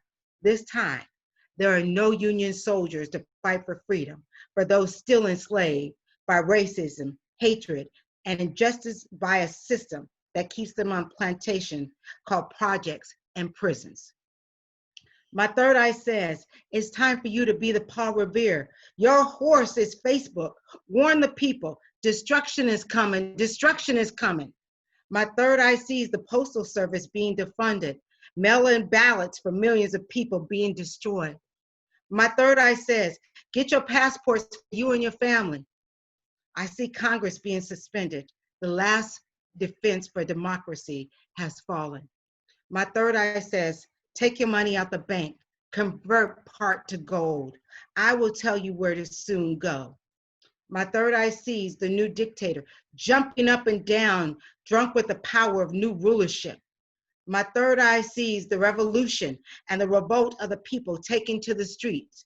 White, Black, former Republican, former Democrat, for those parties were no more.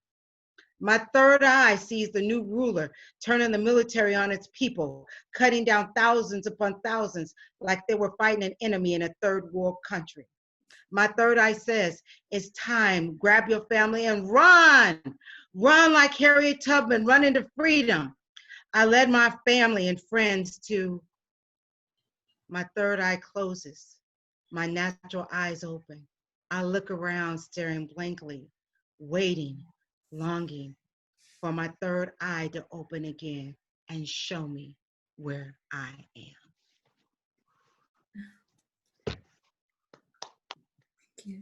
Well, I hope your third eye was just malfunctioning a little bit.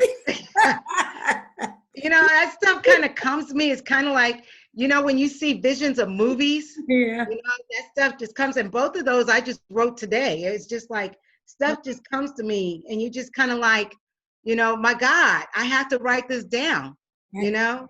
And so you just never know. So that's my third eye. That's what my third eye tells me. And I cannot deny it, you know? I'm hoping your third eye will change the screen and say, oh, Trump is gone, you know? I will, you know what? That's why the revolution is taking place. You know, fill out your census forms, vote, send your people to the polls, make sure your family's registered, get them out there, get your friends out there.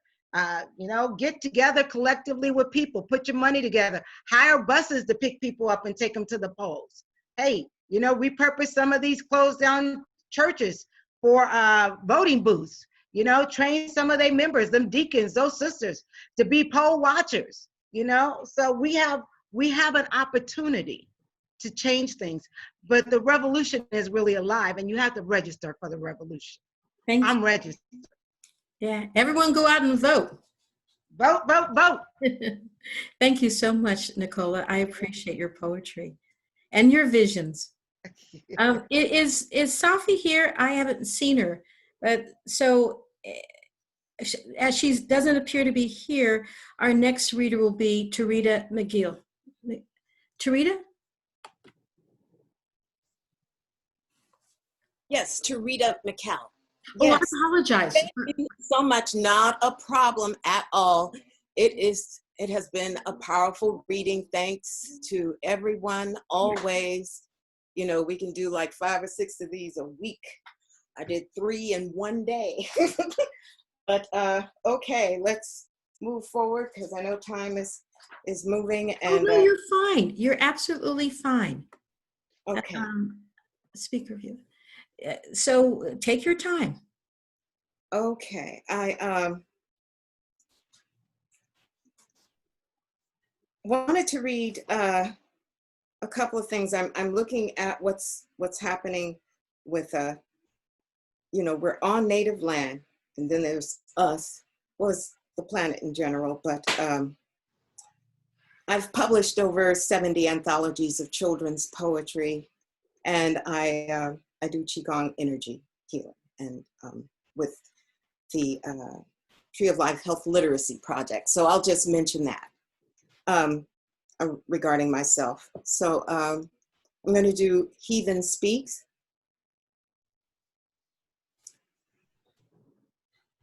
They spit his blood on us with words that trouble our hearts, took our land, took memory away from our medicine men and women, took our children so we can no longer teach them the ways of our ancestors, called us heathens, say their Savior's blood is our blood, say he suffered as we must suffer, tell us to do good and love those who hate and despise us, say we will be rewarded in heaven for this behavior that kills us. Once every new moon, the missionaries make us drink red juice and eat white bread, so we will not forget our debt to their Savior, his sacrifice for our sins. We never understood and do not understand what this word sin means. We love our great mother, father, earth, sky. We live by laws of the holy ring, but they call us heathens.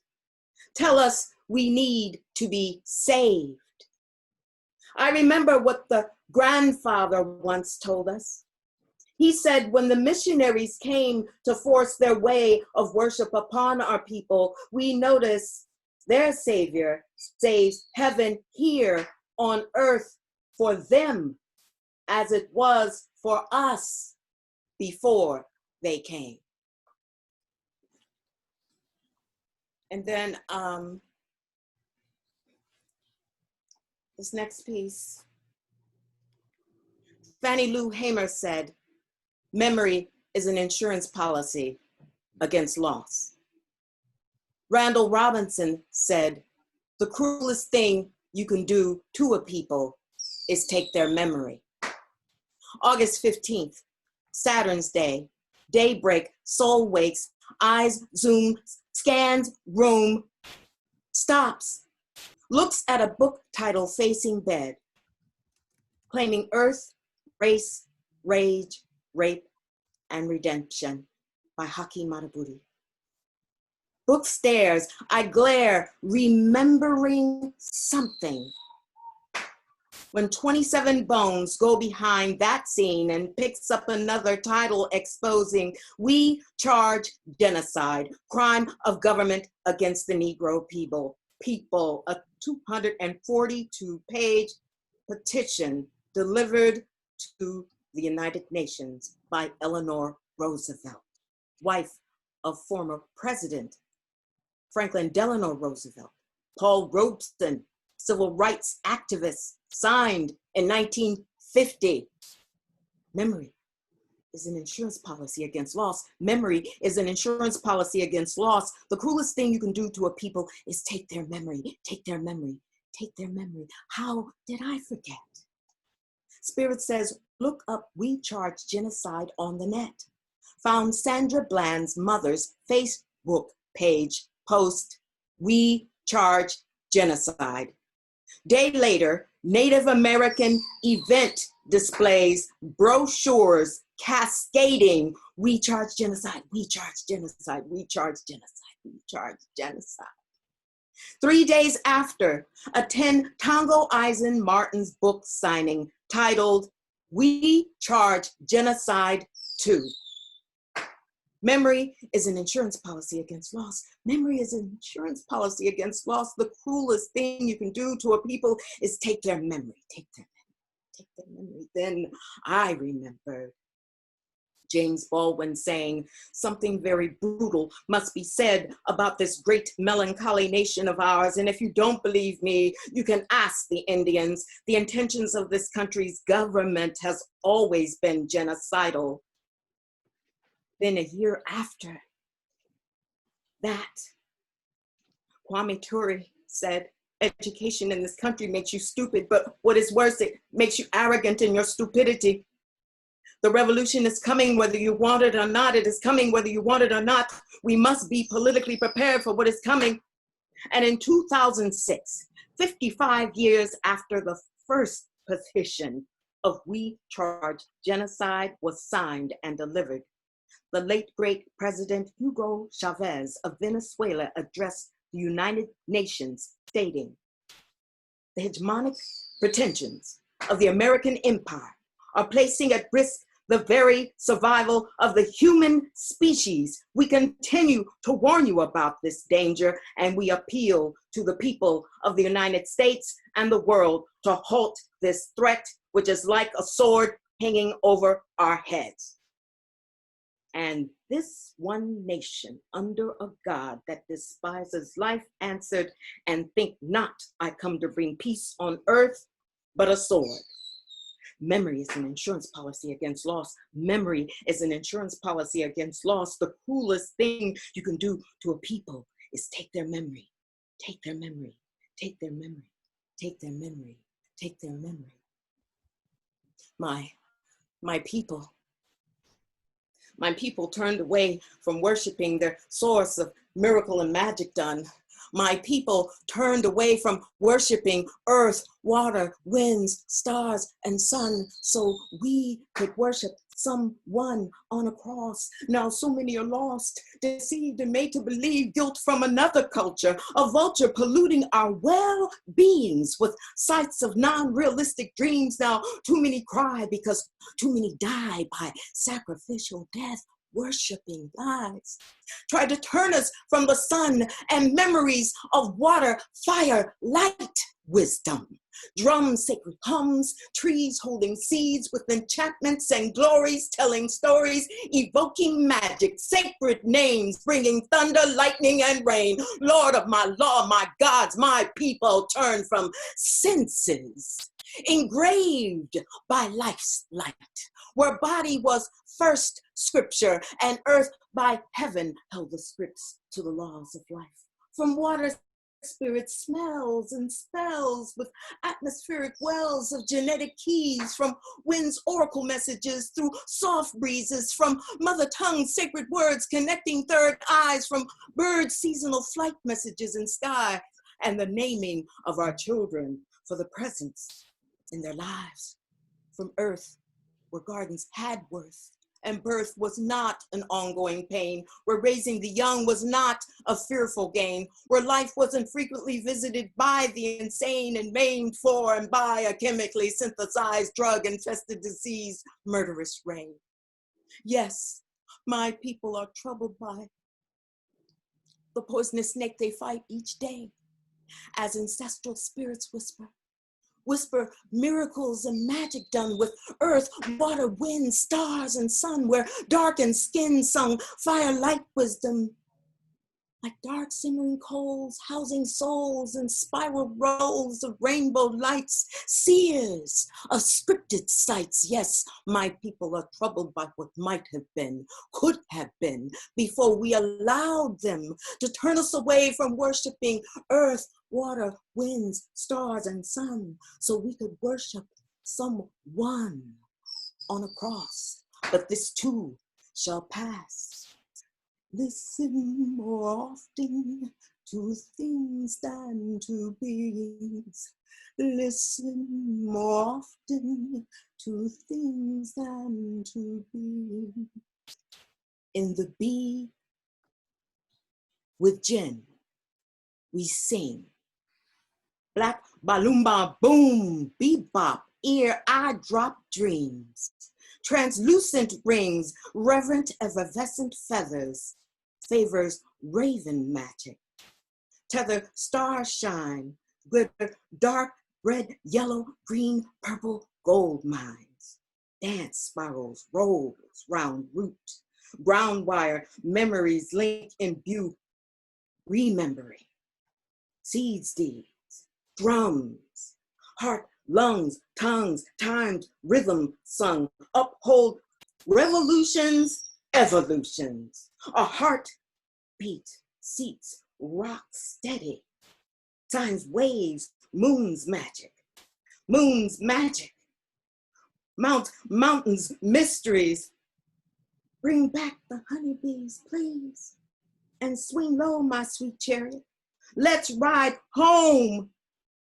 Heaven has thrown us into this throne. Parallel strings that sing DNA springs that bring children, prophets, circulating circuitries, generating generations. Yin, yang, prophecy. The radicals radiating. Ishioluwa, kulebajo. Ishioluwa, kulebajo. The word Nomo will not be destroyed in the Bee-Jin scene. G-force spiraling, cannot gainsay nor resist the gravity of this matter. Thank you. Thank you, Tarita. I want to say just for a moment that the poetry that you all are reading is just fantastic. Just liberating in its beauty. Thank you. Our next poet is Carla Brundage.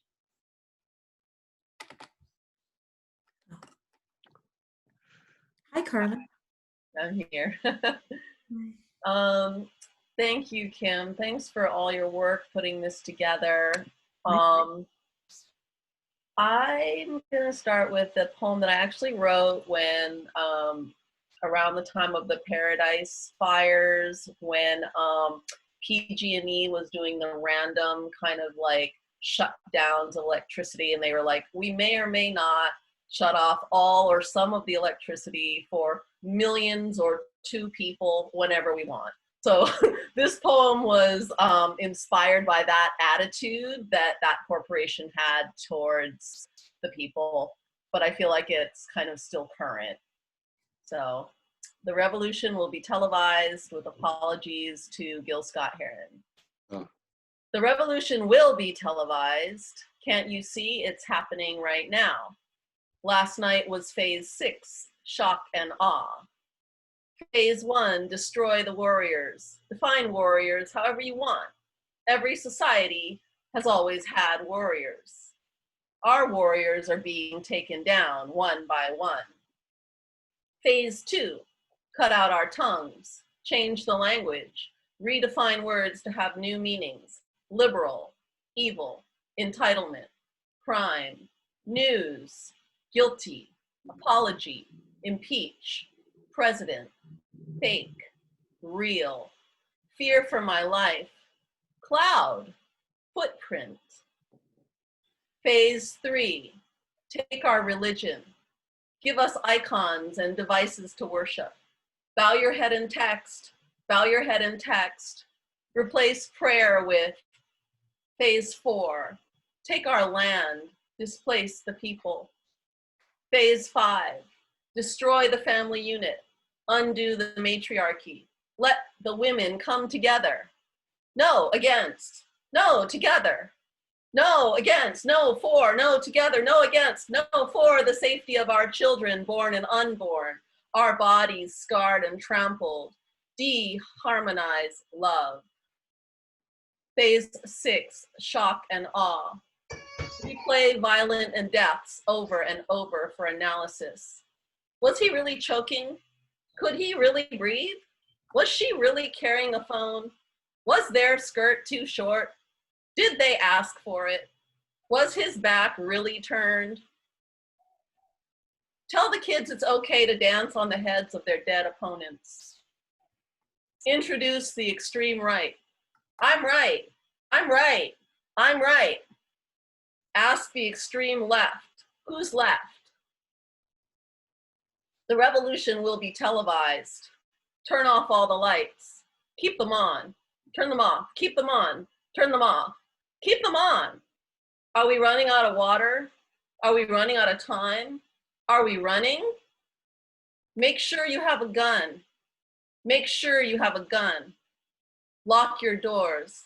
Lock them tight. The revolution will be televised tonight. Thank you. This is another kind of weird one, but I'm just gonna go through. Called Hunting Gazelle on International Boulevard. The killing of Black men has always been my issue. When Black on Black crime was the phrase of the day, moved to Oakland to raise my voice, to open my heart.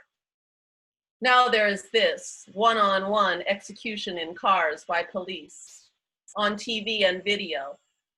This is the way it will be. Poaching, mass slaughter, like the bison before us, elephants and lions, rounding up with dogs, hunting for fun, game, protecting property, supposed self-defense. These are the way we kill wolves.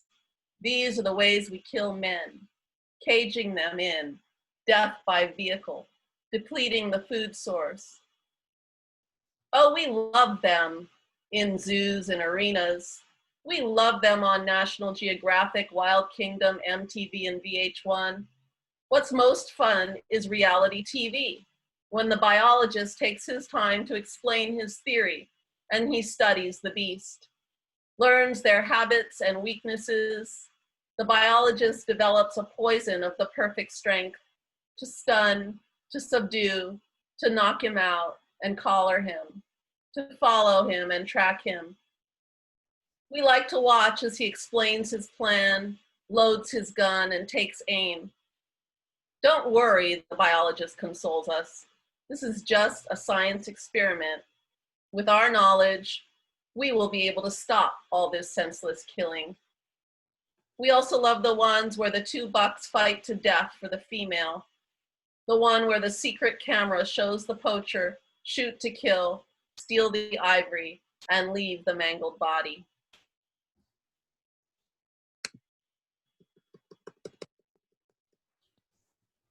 Next one is called Take Her Down. It's about violence and women. Break her arm, touch her breast, encircle her neck, Take her down. Put your foot behind hers. Take your knee behind hers. It fits nicely there. Gently push, she will lose balance. Hold her face to the floor. If she cries out, release the pressure a bit. After she goes down, put your knee on her back, but not with all your weight, so you don't crush her spine. You need 2 to 3 people for a takedown. You have to work together. If your partner does not have your back, it can quickly become a dangerous situation. Report to your higher ups when you get back to the office. Come up from behind her and put your arm through hers. It's like a dance move. Arms and legs move in coordination. Each officer takes one side, one arm and one knee. That's when you can ease her gently to the ground. No one's back gets injured, and it's easier to cuff her. If she struggles, release the tension, not the grip. What happens if her clothes come off? Generally speaking, you must proceed as if this person is a danger to herself and you. At this point in time, clothing does not matter. And if they cry out, again, the woman is very manipulative, will say anything to try and gain your trust, but you cannot trust them. They have already done something to get them in this situation as it is. And now that they are in trouble, they suddenly want your help. No, all cries for help are false and should be ignored. And I'm gonna end with this. This is a poem of self-love. I shared it with some friends last night and they totally got it, okay? So bear with me. It's called Emotional Problems and Mean Girl Skills. I got mean girl skills. The ability to kick your ass when you mess with my girls. Call in the troops, frying pan, hot grits, slam the door. Take your stuff out on the porch in the rain. I got mean girl skills.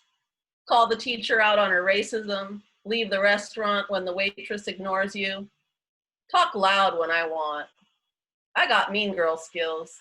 Call a spade. Ignore my own shortcomings. Laugh at others when they are laughing at me. Defend with fists or legs. Stick close to loyalty, closer to love. I got mean girl skills. Don't take no shit. Thank you. You got skills. Thank you. We're coming at the end, and I said we would have a very short open mic with no more than anyone who wants to read it would have to be a short poem. But I want to just make sure that Safi and Tarika are not here because there are some phone numbers, and I don't see their names. So with that in mind, I want to take a moment before we go into just a very short open mic to thank each of you. I wanted to say that each of you as poets have brought more light on the planet just by being here, just by raising your voice, and to me, in service to others. By writing these poems, I feel like it's a service to the planet. We're looking at the planet as at a time when it needs a deep healing. And hopefully our voices lend something to that healing of the planet. And each of you are just magnificent. Thank you so much. I'm really honored to be here today with all of you. Kim? Yes? We should shout you out right now. We should just turn on our mics and we should all applaud you for all this hard work. Thank you so much. Yay, Kim. Yay. Exactly what I was thinking. Yep. Right on. Right on. Good girl. Love you, Kim. Thank you, Kim. I love all of you, but I want to say we've been working a real long time together. We've been doing these poetry events since April. And I guess this is kind of like the end of our road, and you'll all take different paths and create more poetry and more events of this nature. But it's been very much an honor to be of service to each of you. It's an honor that I am so proud to be a part of this. Thank you. Thank you each very much. So now we're going to go on to our open mic. And I believe Makila, am I pronouncing your name correctly? Because I see it written two different ways. Aquila. Oh, okay. Hi, Maquila. Is that how it is? Aquila. Aquila. Oh, so my apologies.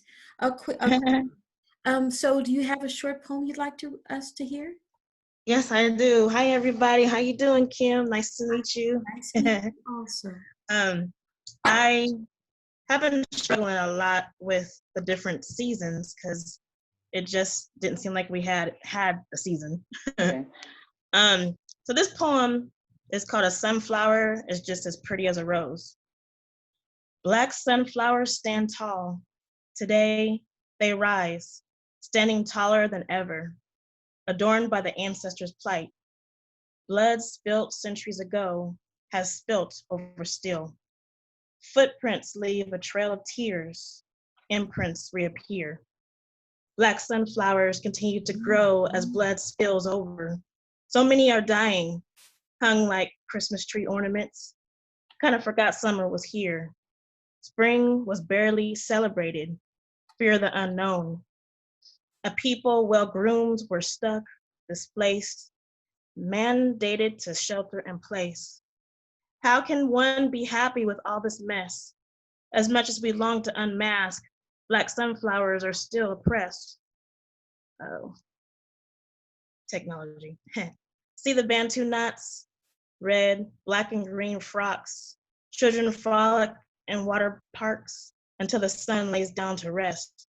Unfolding of its petals, a glorious work of art. Shows a glimpse of past lives lived, mirroring the sun. Oh, how I adore thee. Black sunflowers are the light. And like sunflowers symbolize adoration, loyalty, and longevity, a rose will always be a rose. But when a black sunflower transforms, people better be ready. The marches must continue on. Let the youth speak. Summer is finally here, and the black sunflower's not going anywhere. I never really paid attention to sunflowers before. Now, after all this, they're my favorite type of flower. Thank you, Aquila. Thank you. And I also believe Makita wanted to read a short poem also. Makita, are you here? Yes. Go ahead. Okay, America, you were born in blood. We are the children born for the revolution, the ones who burned flags and bras and marijuana and crack. We believed in the white Santa Claus and the Easter Bunny and the red, white, and blue stars and striped slides. The ones who placed their hands over their hearts every morning for 12 years in the schoolyard and pledged allegiance to a flag that did not wave for us, our black daddies, or our light-skinned mamas, just to the republic for which it stands. We are the fruit of those who were born in number 10 tubs. They owned and rocked and prayed and sang and fought to integrate schools. And this story has been hanging on a rusty nail in the corner of my mind, just rotting away. Stories the old folks told and lived about lynching and fear and freedom and burning crosses in one nation under God. And it's about the baby girls who ran off and gave birth to babies and how one morning they woke up and love was gone, and now white folks call her crazy. Raise him and they call her crazy. And for him, because he don't know nothing about love, truth, or stand. So he curls up in a fetal position and slips under a concrete bridge that displays the fuck you message of the day. Fear, foster care, felonies made him a slave. He stands on the corner with a bottle waiting for freedom to ring. Hands and feet chained.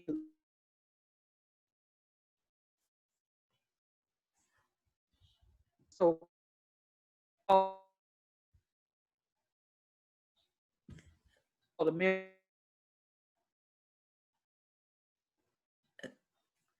Makita, I believe your system's is too low. The bandwidth is low. New world and promised land. The boat never comes. they sleep and wait for a white lifetime.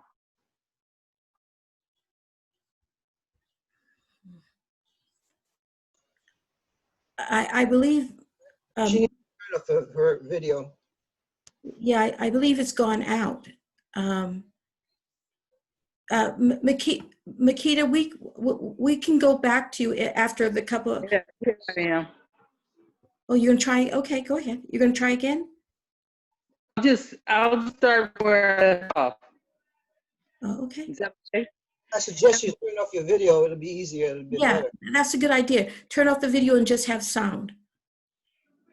Oh, okay. Yeah, turn off the video. That might help. Okay.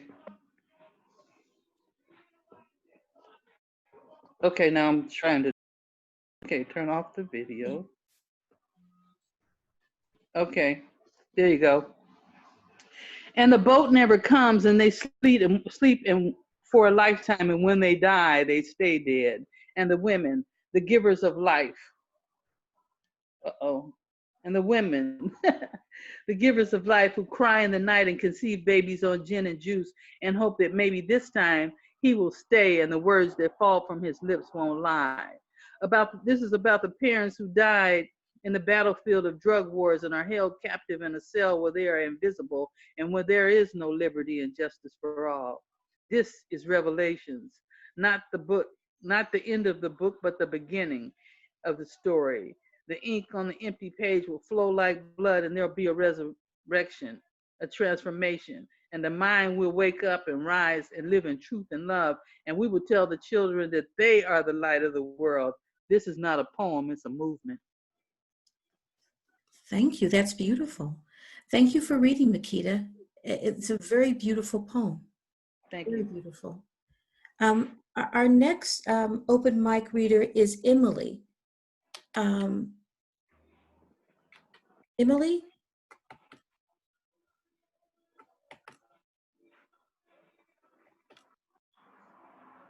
Emily, are you ready to read? Yes, can you hear me? I can, and it's good you turn, anyone wanting to read, turn your video off, because that way it might help to have. Thank you, Kim. I'm joining via my phone, so thank you for giving me this turn, and thank you to Teresa for inviting me. All right. This is a very recent experience, and so still kind of fresh in my memory. And also, this is my first time with this group, so thank you. And here's what I'm sharing. I ventured to this neighborhood, not my first time. It was also my hood. Looking for parking, I saw a white woman lurking.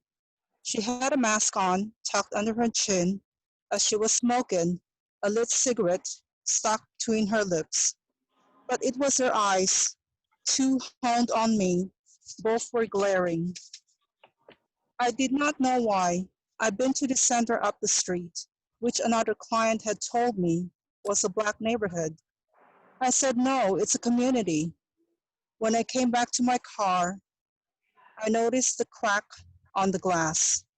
My windshield bore a circumference the size of a cigarette butthole. There was also a gash, probably an inch, there was also a gash, probably an 8-inch one, and a shorter one, about an inch, on the other side. I have not driven out of county since the mandated shelter-in, and each place I've driven was within the residential zone limit. I am a Filipina mestiza, a professed Dominican laity. When I was told to pick a saint or blessed, I picked Martin de Porres, patron of mixed races. Oh, how many times was he persecuted for the color of his skin? A dear one drives a truck, even in the freeway when a pebble stuck. His windshield pierced like a star. The glass cracked like an asterisk. The lines drawn within. Not a gash, spider web lines like mine. I never would have known this hatred from a stranger. A woman who hated gentle, peaceful me. A stranger despised, judged, and punished for the morena color of my skin. I have no tears, but she has taught me to remember that I may look different, but I still bleed crimson. Thank you. Thank you so much. Emily, that experience happened to you? Right here in Berkeley. And someone was just mentioning how his parents were an interracial relationship, and of all places, it's in Berkeley that happened. When I moved here from San Francisco, I have never felt more aware that I'm Asian than when I moved to Berkeley. It's like people remind me, it's like, oh, your accent, where are you from? You know, or, oh, you don't have an accent. You know, your English is so good. It's like, really? So I'm just truthing. It's very difficult right now because of all the, you know, our White House occupant has not been shy about sharing his biases, and I think people have been very comfortable about sharing their own personal taints on different faces, different colors, different faces in our lives. So I just wanted to share that. Thank you very much. I'm very sorry that happened to you, and hopefully the world. I will say I will see the world getting better. That should never happen to anyone. That should not have happened to anybody. Thank you, Kim. I appreciate those words, and I appreciate your kindness. Thank you, Emily. Our next open mic reader is Aaron Howard. Aaron? Hi, thank you very much. Thank you. This one's called Rage. I'm going to keep the video off through it because I end up crying through this thing. I'm just going to tap into a period of when I began mourning for my wife and tapping into the anger that I was holding back. So here we go. Rage. I am anger. I am fire. I am the raging, angry, fiery inferno you speak of. Quit telling me what to do. Quit telling me what is good for me, Mother. You were hurt. You are still hurt. Your hurt hurts me. None of your shit. Silence. I said silence! Now let me tell you something, woman. Let me tell you something, father. A wife, stepmom too. You know what? Every single one of you. Quit telling me what to do. I will destroy you. I said stop. You don't want to see me unleash this? Stop it! I warned you. Watch out. I am rage. I am anger. Now leave me! I give two fucks about. And they ain't for you. You hurt me, not help me. Thanks for the motivation, fuckers. Ah! I am the fiery soul you fear, and I have healed. Thank you. Thank you, Aaron. Our next is Ed. Our next open mic reader is Ed. Ed, you ready? Can you hear me? Yes, I can hear you very well. What is your last name, Ed? Because we have two Eds. Okay, Mycue, M-Y-C-U-E. All right. All right, here's this little one. Vote, will you rescue me? Uh-oh, climate justice, the ultimate selfie, scales you the lollipop of nowadays, with the White House chaining the lolly-poo-poo for all the group. In the hot zones, swaying at what seems almost a breeze, plus the wind. What more would purgatory want? Somebody help, you moan, but nobody can help you. The uptick, vote, vote. Will you rescue me? Vote. Thank you. Thank you very much, Ed. Thank you. And yes, it's very important that we do need to remember to vote. Very important. I can't pronounce one person's name. I'm not quite sure. Is it Ixlion? It's Rishi. Oh, thank you. How do you pronounce it now? Rishi? Rishi? Well, hi there, Rishi. My apologies for pronouncing your name incorrectly. Oh, no, Go ahead. problem. Okay. So this is an ode that I wrote for Brianna. Ode to Brianna. Okay. In death, you saved me from myself, the self that loathes greed, rage, and desire, the self that seeks peace and pleasure to quench this pain. Madness is pain, and in pain I yearn for grace, a brief state of grace attained by a gentle posthumous bond with you, a bond that transcends the rage of my sallow race, loaded with history and heavy. 1 out of 10 men's liver corrodes like black coal, while you, my friend, bled out under a cop's bullets and a choking body of unspeakable deeds. I dare not imagine, for if I do, I'll freeze. Frozen at 15, with frayed, boring straight hair in a town named Mexicali. A quinceañera dreams of fine black curls, dark brown skin, and beauty and grace. One mad jaundice gal, frozen at 15, while you, my friend, stood tall and graceful, like the beautiful rare rose I grew and named Chocolate Rose. One froze for too long to bloom and be carefree, like a wild California poppy, while you, my friend, ran up 15 flights to save lives of middle-aged men and women quivering with AFib, plus baby in the crib. You press hard into men's and women's chests to reset their heart's rhythm. Rhythms of a man's heart zigzagged and interrupted, while you worked fast and hard and never stopped until his loved-up return. Electrician of the heart, pierced by so many bullets, people shudder with memories of your main body in a home protected by love and faith and pulsating fibers, strong, steady fibers that work hard and kickstart normal love does for men and women and little ones. I imagine you, my friend, praying for another hour, another day, another year, another decade. To live, to learn, to love, to become a nurse. Your last prayer went unanswered, but you left your family and friends a legacy of hard work and faith, and the will to live, to heal, to serve. I imagine the last notes of your heart symphony, love, dove, love, dove, love, dove, dove.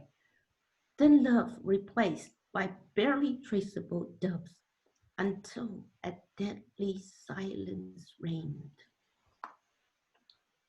A deadly silence that shouts at cowards like me, cowards who breathe and take the healthy rhythms for granted with excuses of madness and sorrow. Wake up, sallow, dreamy gal, rise and seize the day. Hear Brianna's prayer and her final love dove. Eased by everlasting silence, while rhythms of unknown lives beat fast and furious everywhere. Rise and seize the day, sallow, dreamy gal. Rise to Brianna's last notes. Love dove, love dove, love dove, dove. Rise, my dear, rise. Thank you. Thank you very much. We're going to probably have to stop in a moment, but I promised Alma Robinson that she could say, speak just a moment about the California Arts Council fellowships. Alma, are you here? I'm here. Can you hear me, Kim? I can hear you very well. Great. Well, thank you all for this wonderful program. I'm so happy to be working with Kim this summer in our youth internship program out of California Lawyers for the Arts. And I wanted to thank you for that also. My pleasure. You are an incredible leader in the arts community, and I'm just so happy to be in your orbit. I wanted to mention to people that there are 2 fellowship opportunities at the California Arts Council that you may not be aware of, and maybe you could pass it on to people. Again, it's the California Arts Council has fellowships for $50,000 each for arts administrators of color. It's administered by an organization in San Jose, and you can look that up at the website of the California Arts Council.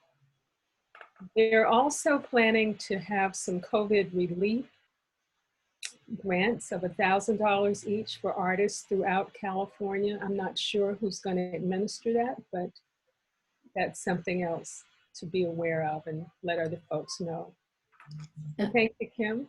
Of course, Alma, if you want to send me anything, I'll make sure I put it over the internet, Instagram, as well as all the poets that attended today.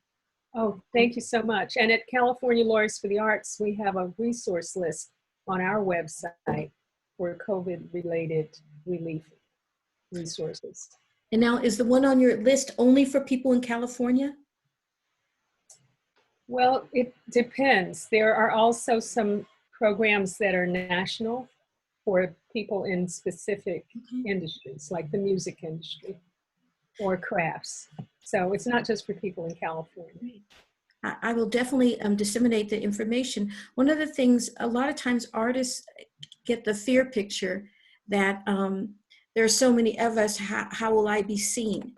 Do you have any words of encouragement that might be helpful to some of the artists here about being seen, about the possibility of actually getting money for COVID from the Arts Council? And sometimes there are a lot of local resources. Los Angeles County just put out a rolling program for COVID-related grants for artists, and that's the LA Arts Commission, the County Arts Commission is running that program, I believe.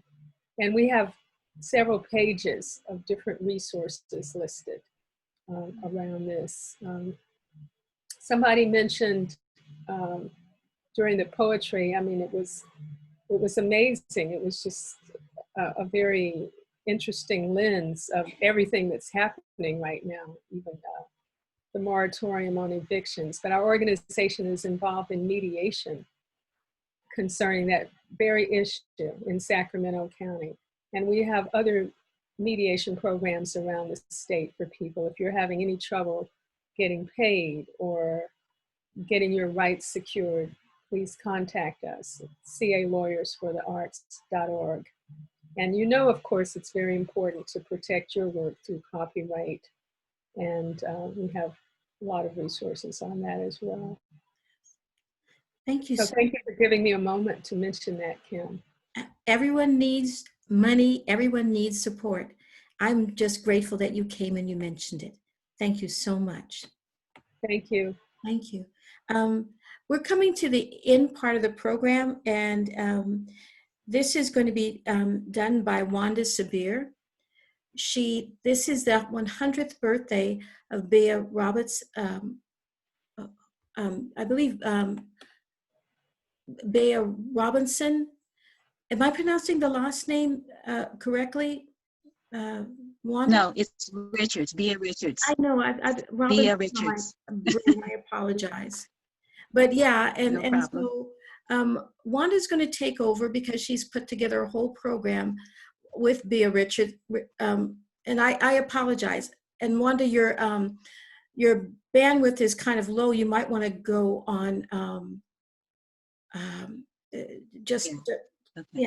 no video so that we'll be able to hear what you have to say. Okay, no problem. So Kim, did you make Carla a host? Hold on just a sec. She'll be the host. And so there'll be one host and I'll be back, sitting back and watching. Okay, cool.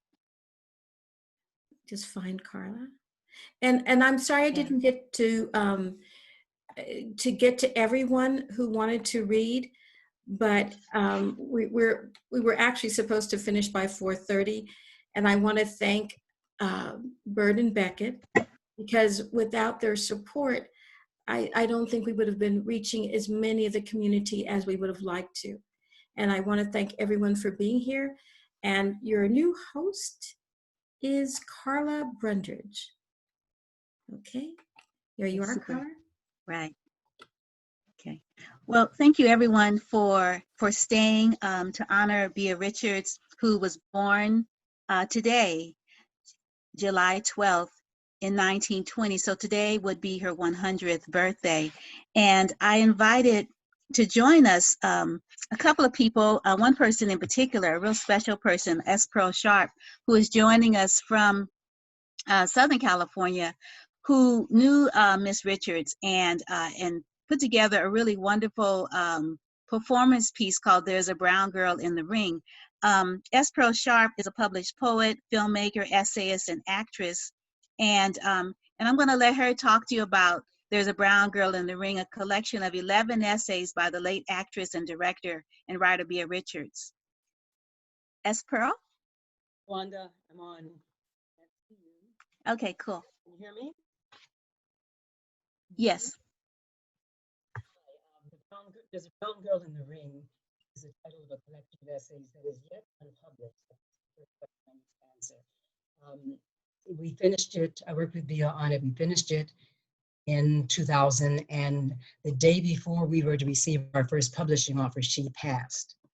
And much to my surprise, the industry ran to the hills saying, well, she can't be on Oprah and she can't be on this other women's talk show, so we can't promote the book. So we're still waiting to publish it, but in the meantime, I had transferred 9 of the essays to a performance reading for stage, and there have been several performances of that around the country. So what I'd like to share is a little bit from my introduction to the collection of essays, because it's important for me, for people to know that Bea, the actress, was very politically involved. She had a very strong political consciousness and was very active. So I'm reading from the introduction to The Brown Girl. In 1998, I accompanied Bea from Los Angeles to her birthplace in Vicksburg, Mississippi, about an hour's drive outside of Jackson. It was Bea Richards' Day in Vicksburg, but Bea's excitement only was about the chance to see her sister and to put her feet on places familiar from her childhood. A preacher's daughter, Bea learned early to distinguish between her family's vision of beauty and that of the outside world. Growing up in a semi-rural home that cherished her was a buffer against living under the Jim Crow segregation and the Ku Klux Klan tyranny of the 1930s, and the Black self-hate that is the segregation, that is the legacy of American slavery. After graduating from Dillard University in New Orleans, she moved to California. While studying acting in San Diego in the late 1940s, she played the horses to earn money for her dance classes, but she also became active in the Progressive Party and wrote a play on racism, which she describes as a terrible, terrible play, which she tore up right after it was done, but it was her first play. During the early 1950s, the social environment for Black Americans was rife. Legal lynchings, the Truman administration's persecution of civil and human rights activists, anti-communist witch hunt within the Black progressive community. She connected with 3 Black activists who would become an integral part of her future. Louise Patterson, who led the campaign to free the Scottsboro Boys, actress-producer Frances E. Williams, and newspaper editor Charlotta Bass. With them, she co-founded the political action group Sojourners for Truth and Justice. Which is detailed in one of her essays, and in 1952, she campaigned for Charlotta Bass's historic 1952 bid for the US vice presidency. Bea used her rising status as a poet and actor to speak through journalism and on the stage. Of course, we'll be hearing later about A Black Woman Speaks of white womanhood, of white supremacy, and of peace, which is a poem that she wrote in 1951. It was instantly received both as a controversial poem and as a much needed poem. And for more than 60 years, it has been used as a monologue by actresses around the world. Currently, scholarly papers and our articles are identifying this poem as an early articulation of Black feminist politics. She also penned a politically potent piece, Genocide, and I heard one of the poets earlier reading a piece about We Charge Genocide. So when, in support of her friend William Patterson and the Civil Rights Congress, that organization was preparing to submit this document, We Charge Genocide, a petition to the United Nations in 1951. And so Bia did performances of her poem to help raise money for them to print copies of this petition. She used her rising status as a poet and actor to speak, and the monthly newspaper Paul Robeson began publishing her work after he was denied his passport. Her first articles were published there. Robeson's influence on Bia Richardson is really visible, and she penned a lengthy tribute poem to him. In the mid-60s, her firsthand observations of the South's voter registration activities were published in the Black quarterly magazine, Freedom Ways. And Freedom Ways is one of the early Black magazines to publish for the Black reading audience about what was happening in civil rights and society in terms of the difficulties that we were going through. A close friendship of more than 40 years began with Ruby Dee and Ossie Davis were mounting Ossie's play, Pearly Victorious, on Broadway. And they cast Bia in the role of Idella. They recalled that, quote, Bia as Idella knew how to catch the invisible slings and arrows of racism in her teeth, how to carry dignity and humor in the pocket of a servant's apron. She gave us permission to laugh at the absurdities of racism and the vagaries of life as Black actors. In fact, it was Sister Bia's laugh that kept us honest and often kept us going when times were tight, said Ruby and Ossie. Bia's outspoken critique of Hollywood was expressed in numerous print and video interviews. But it was Hollywood's creative politics that nearly made her turn down the role of Baby Suggs in the Oprah Winfrey production of the film Beloved. While still under consideration for the role, but not yet cast, she absolutely embraced author Toni Morrison's passage in the script, The Call, where she talks about love your liver, love your heart, love your eyes. She saw it as a guide for our people in the 21st century. At that time, emphysema was controlling Bia's life. She was using supplemental oxygen and she would need to travel across the country for filming, but she was ready to do that and face those obstacles just to deliver Morrison's message. Then she received a revised script and discovered that 2 of the film's screenwriters, both white, had removed that passage. Bia notified her agents that she was no longer interested in the part. When Bia and the film's director, Jonathan Demme, finally met, the first thing he said was, we put it back. We put it back, Bia. And from that moment on, we were not spending time with Bia. We were with Baby Suggs.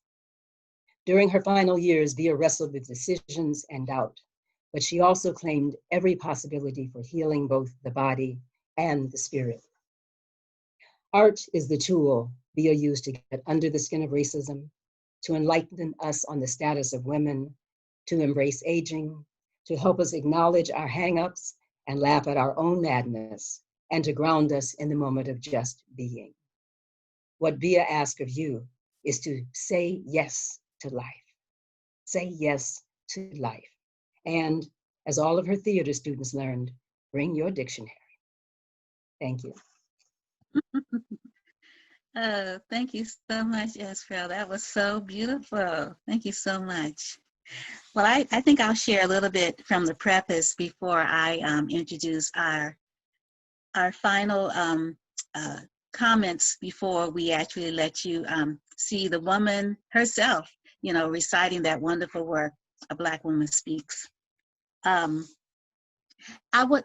don't know, hopefully the bandwidth will continue to support this, but I just wanted to let people know that when we get ready to show the video, if you could all turn off your video so that we make sure that her performance doesn't stutter. So I'm reading from A Black Woman Speaks, and Carla, if you want to show them the cover of the collection. And in the preface, I'm reading you a little excerpt.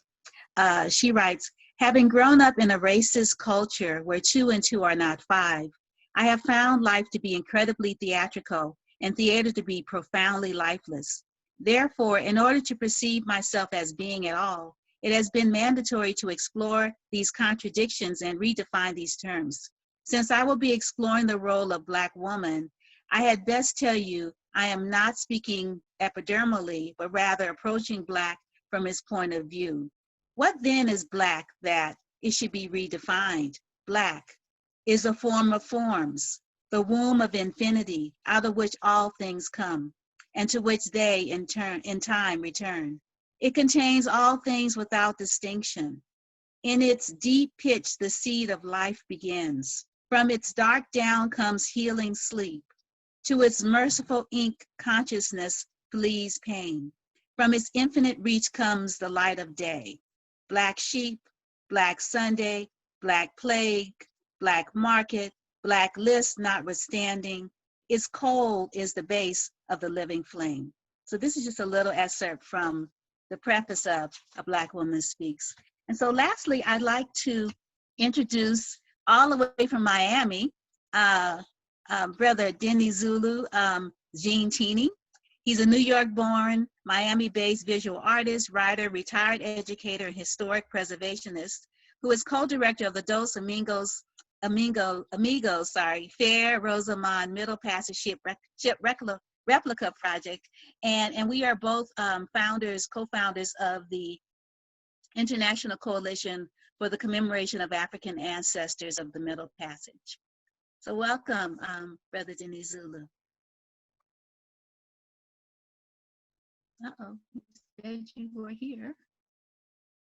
You have to unmute yourself, *6.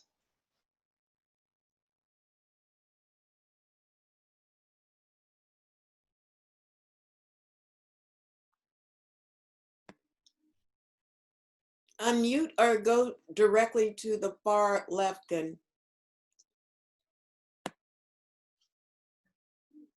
unmute the mic.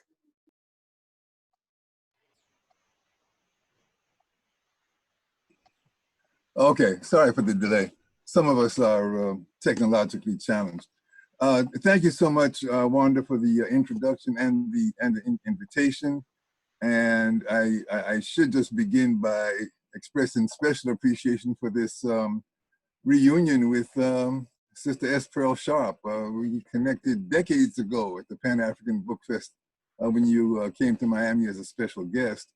I'm just really inspired to see your current work. And I'll also just preface this by mentioning that here in our home, in honor of Sister Bea Richards, we're lighting a candle and pouring libation. And we've encouraged folks that we've been in touch with to do likewise.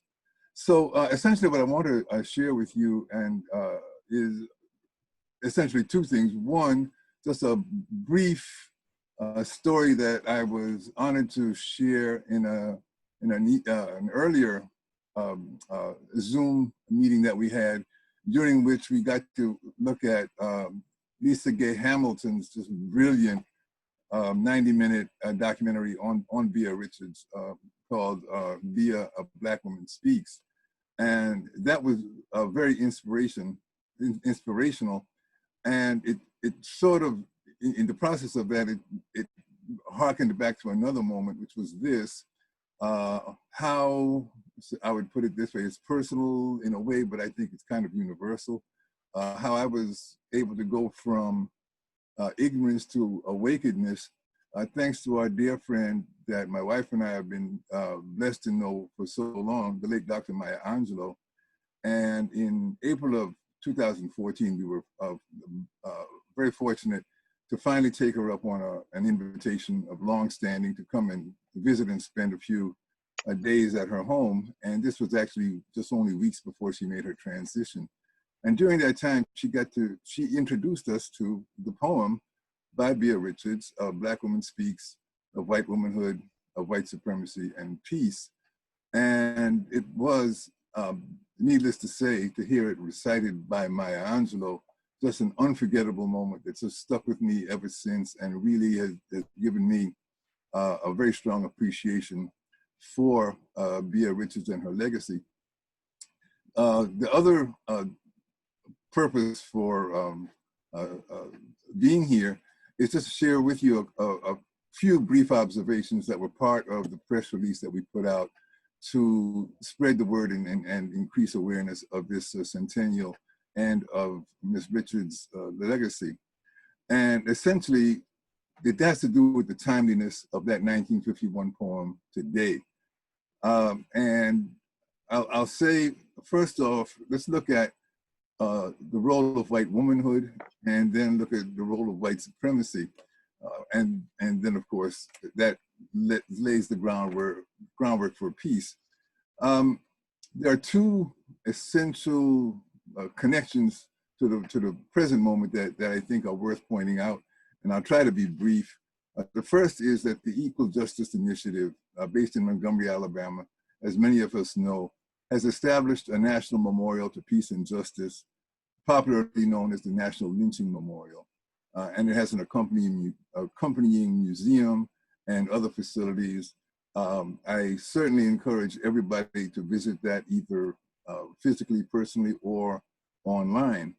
Now, the role of white womanhood in lynching is one that Bea Richards has addressed much more eloquently and thoroughly than I could ever hope to. But I just wanted to point out one aspect of that I think it is gets underplayed. And I would say that that's the role of Southern patriarchy in all of this. As you know, most lynchings were carried out as intimidation, supposedly punishment and retribution for what was called the usual crime, alleged assaults and rapes or attempted rapes of white women. And this, of course, is masked as some kind of manly desire to protect white women from, just the dangers of being ravished and all of this silliness. But I think what needs to be pointed up and pointed out is that during the period of slavery, we're well aware of how enslaved women's bodies were essentially treated as factories for producing the workforce, especially after 1808, when the importation of Africans was abolished, and because folks in the United States were scared to death by the Haitian Revolution and its success. Less known or less acknowledged is the way essentially white women's bodies were treated as factories for the perpetuation of this myth of whiteness and its importance. So essentially, there was a very demeaning narrative behind this that needs to be acknowledged. So I would encourage folks to, Google search, learn more about Equal Justice Initiative and this awakening that the whole country has around of the awareness of lynching, the importance of lynching in forming who we are today, and how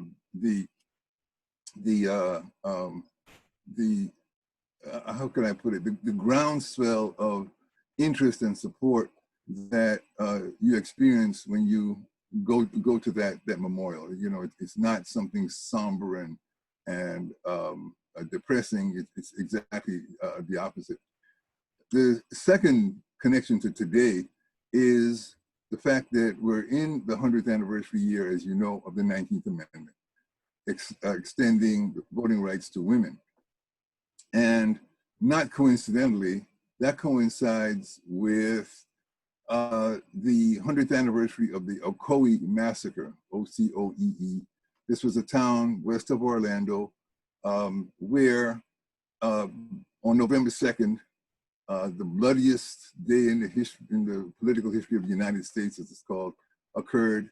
And this was all because of African Americans asserting their right to vote and a white mob just unleashing terror and driving the entire Black population out of the town, making it an all-white town, burning houses and property, and essentially a kind of foreshadowing of the Tulsa massacre that would occur in the following year, in 1921. This was here a case of white supremacy asserting itself in that era, particularly around the 1910s and 1920s, where there was this boastful triumphalism of white racism that began essentially in 1896 with the Plessy versus Ferguson, a Supreme Court decision legalizing segregation and Jim Crow and so forth. Now, where this kind of intersects with the story of white womanhood, let's look at the elections in our time. In 2016, you know, I think I felt particularly stung because, you know, there's nothing like thinking that you're smart and you can make smug predictions about what would happen, as I did with the 2016 elections when I said or thought that, well, all of this farce of Donald Trump being a serious candidate to be president of the United States will just be put to rest, dead and buried, because the intelligence of the American women will just take over and bring us all to our senses. Okay, while it's true enough that Donald Trump actually lost by 3 million votes, the shocking news was that 53% of European descended women, otherwise known as white, actually voted for this avowed, self-avowed, boastful, misogynist and racist, and against the possibility of the first female president in United States history, as compared to 94% of African-American women who voted for Hillary Clinton. We have a European-American friend, a local activist in the cultural community, very positive, very caring and supportive. And in a conversation with her not long afterwards, I commented on this and I wondered aloud, well, how could 53% of white women vote that way? And her answer, without missing a beat, was, well, they voted the way their husbands told them to. Now, that was a rather, you know, sobering realization that, so you mean all these decades of womanist, feminist struggle were kind of went for naught? So it brings us now to 2020. And the question of what will this be, how will this play out in the forthcoming election? And now, of course, we know the world has been transformed by COVID and by the this awakening of just global support in the light of American racism being just exposed and revealed to the world for what it is. So I will kind of leave it at that because I know we you know our time is limited. But that open question is there. What is the role of white womanhood, white supremacy, and the prospect for peace in 2020? And I'm submitting that this is something that is not going to depend on who occupies the White House, but obviously on individuals like us at the grassroots level to make the changes, to be the changes, and to shape and design what the post-pandemic world would look like as a more harmonious, equitable place, befitting of the legacy of our dear sister, Bea Richards. But thank you very much for the opportunity. Thank you, Brother Denny Zulu. So right before we show you this wonderful poem that you've been waiting expectantly to watch Bea Richards perform, A Black Woman Speaks, I want to thank Kim McMillan once again for allowing us to share Bea Richards on her centennial with you, as well as Brett and Beckett for hosting this wonderful Wake Up America Part 2, and hopefully there'll be a Part 3. So Carla, take it away.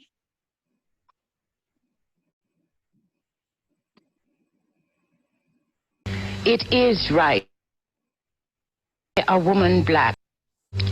It is right that I, a woman black, should speak of white womanhood.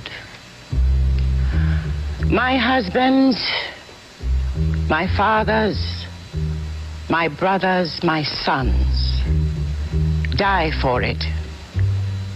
Because of it, and their blood, chilled in electric chairs, stopped by hangman's noose, cooked by lynch mob's fire, spilled by white supremacists' mad desire to kill for profit, gives me that right.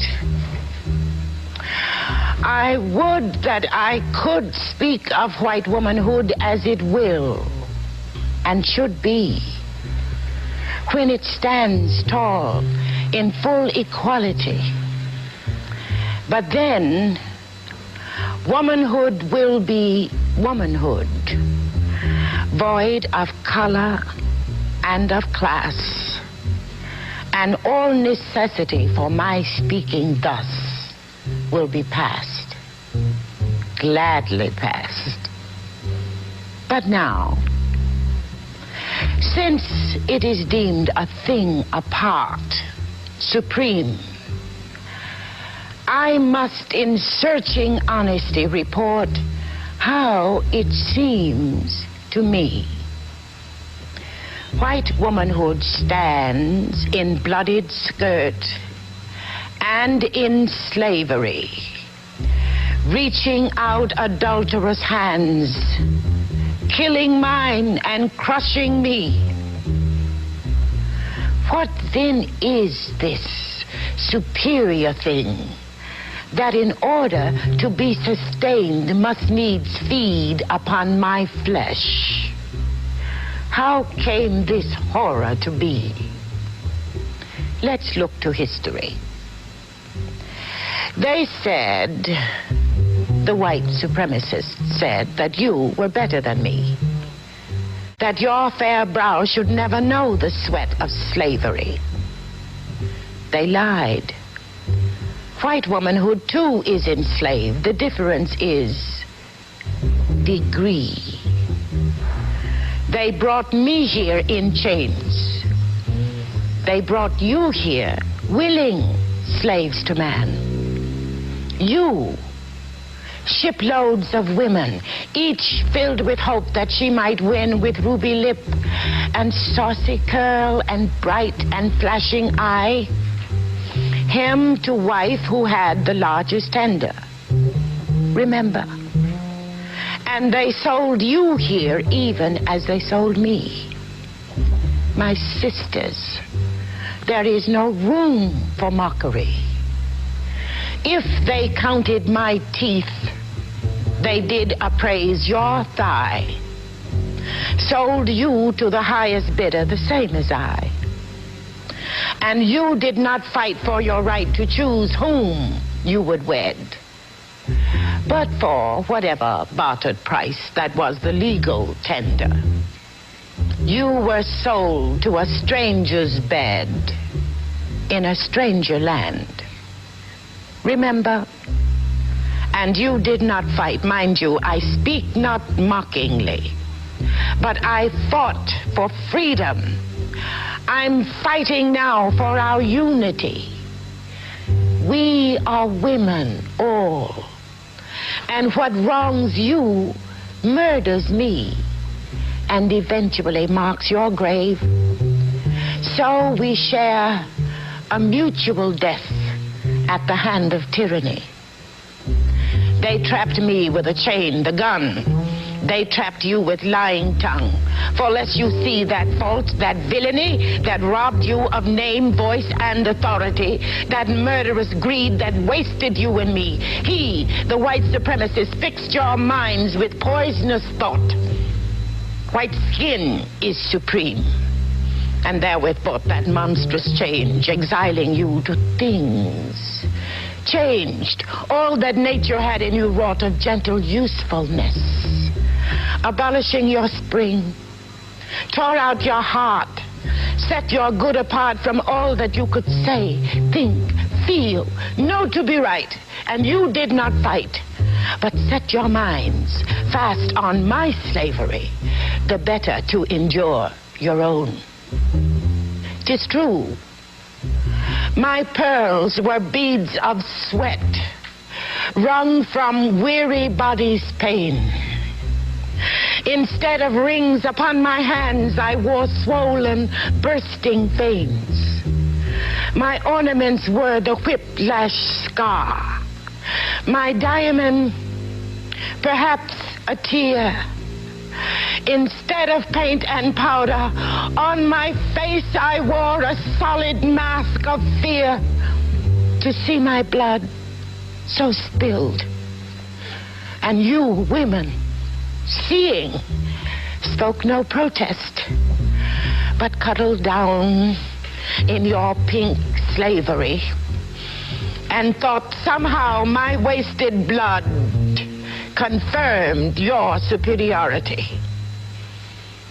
Because your necklace was of gold, you did not notice that it throttled speech.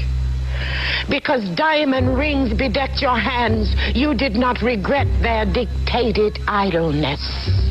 Nor could you see the platinum bracelets which graced your wrists were chains, binding you fast to economic slavery. And though you claimed your husband's name, still could not command his fidelity. You bore him sons. I bore him sons. No, not willingly. He purchased you. He raped me. I fought. But you fought neither for yourselves nor me. Sat trapped in your superiority and spoke no reproach. Consoled your outrage with an added brooch.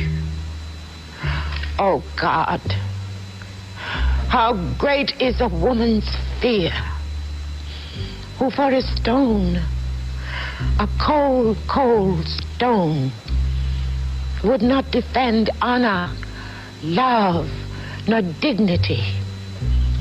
You bore the shaming mockery of your marriage and heaped your hate on me, a woman too, a slave more so. And when your husband disowned his seed that was my son and sold him apart from me, you felt avenged.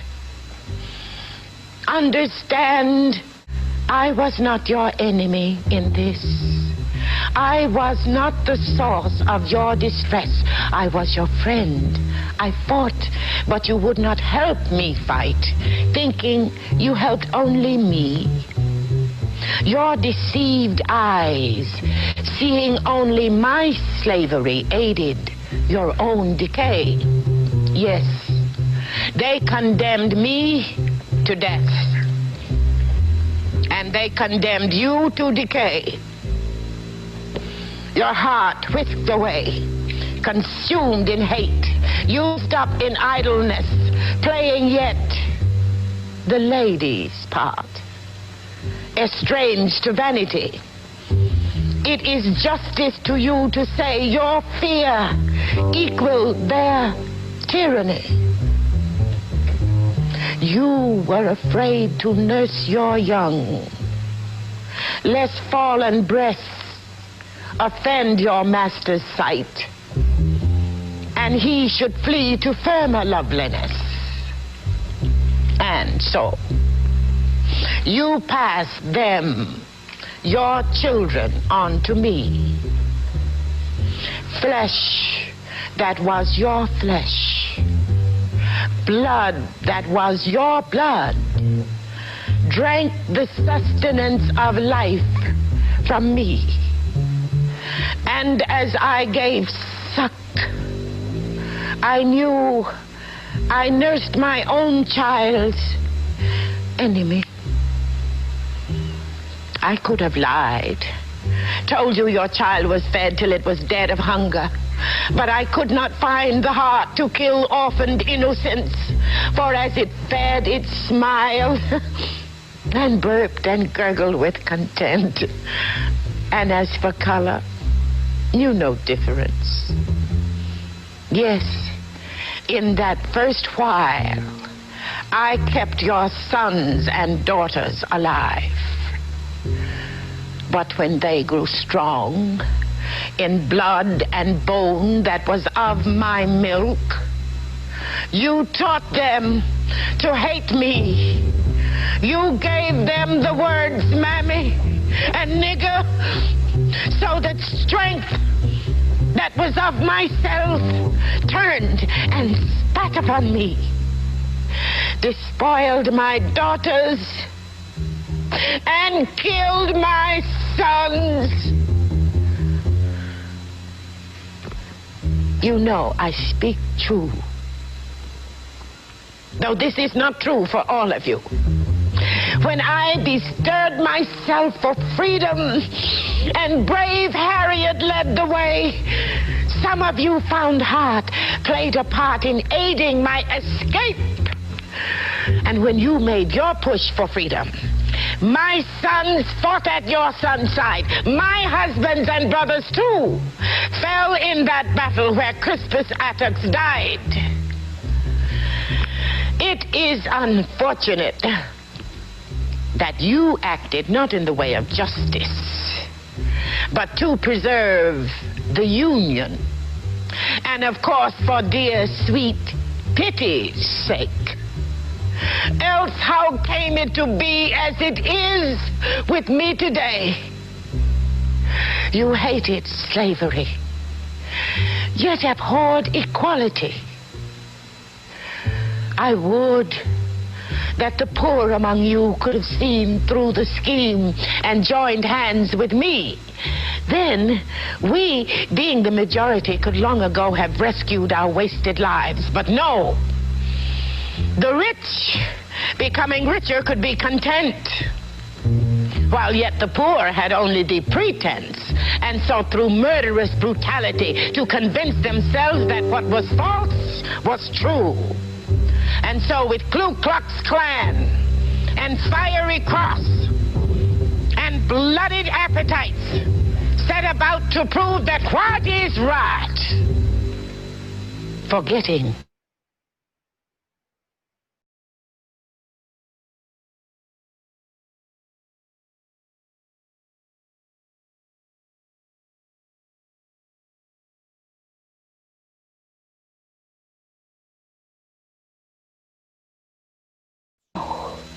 to the boy Emmett Till,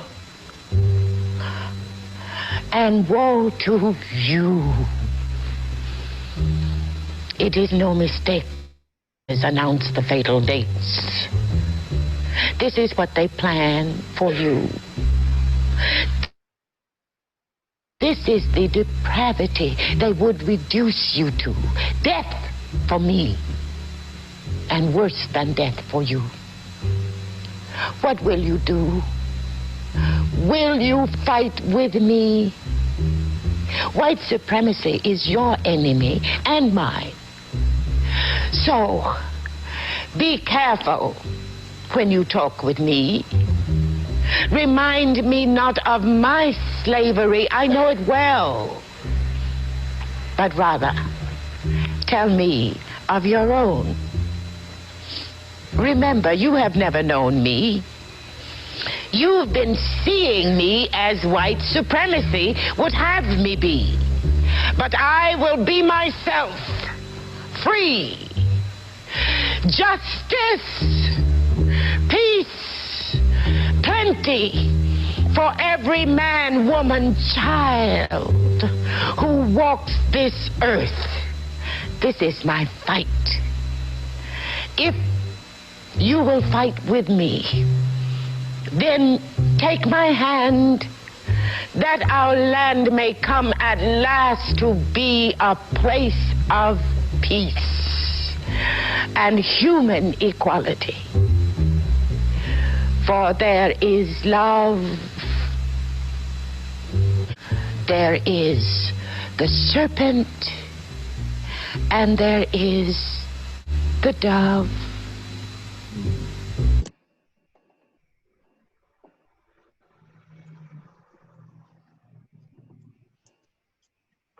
Thank you.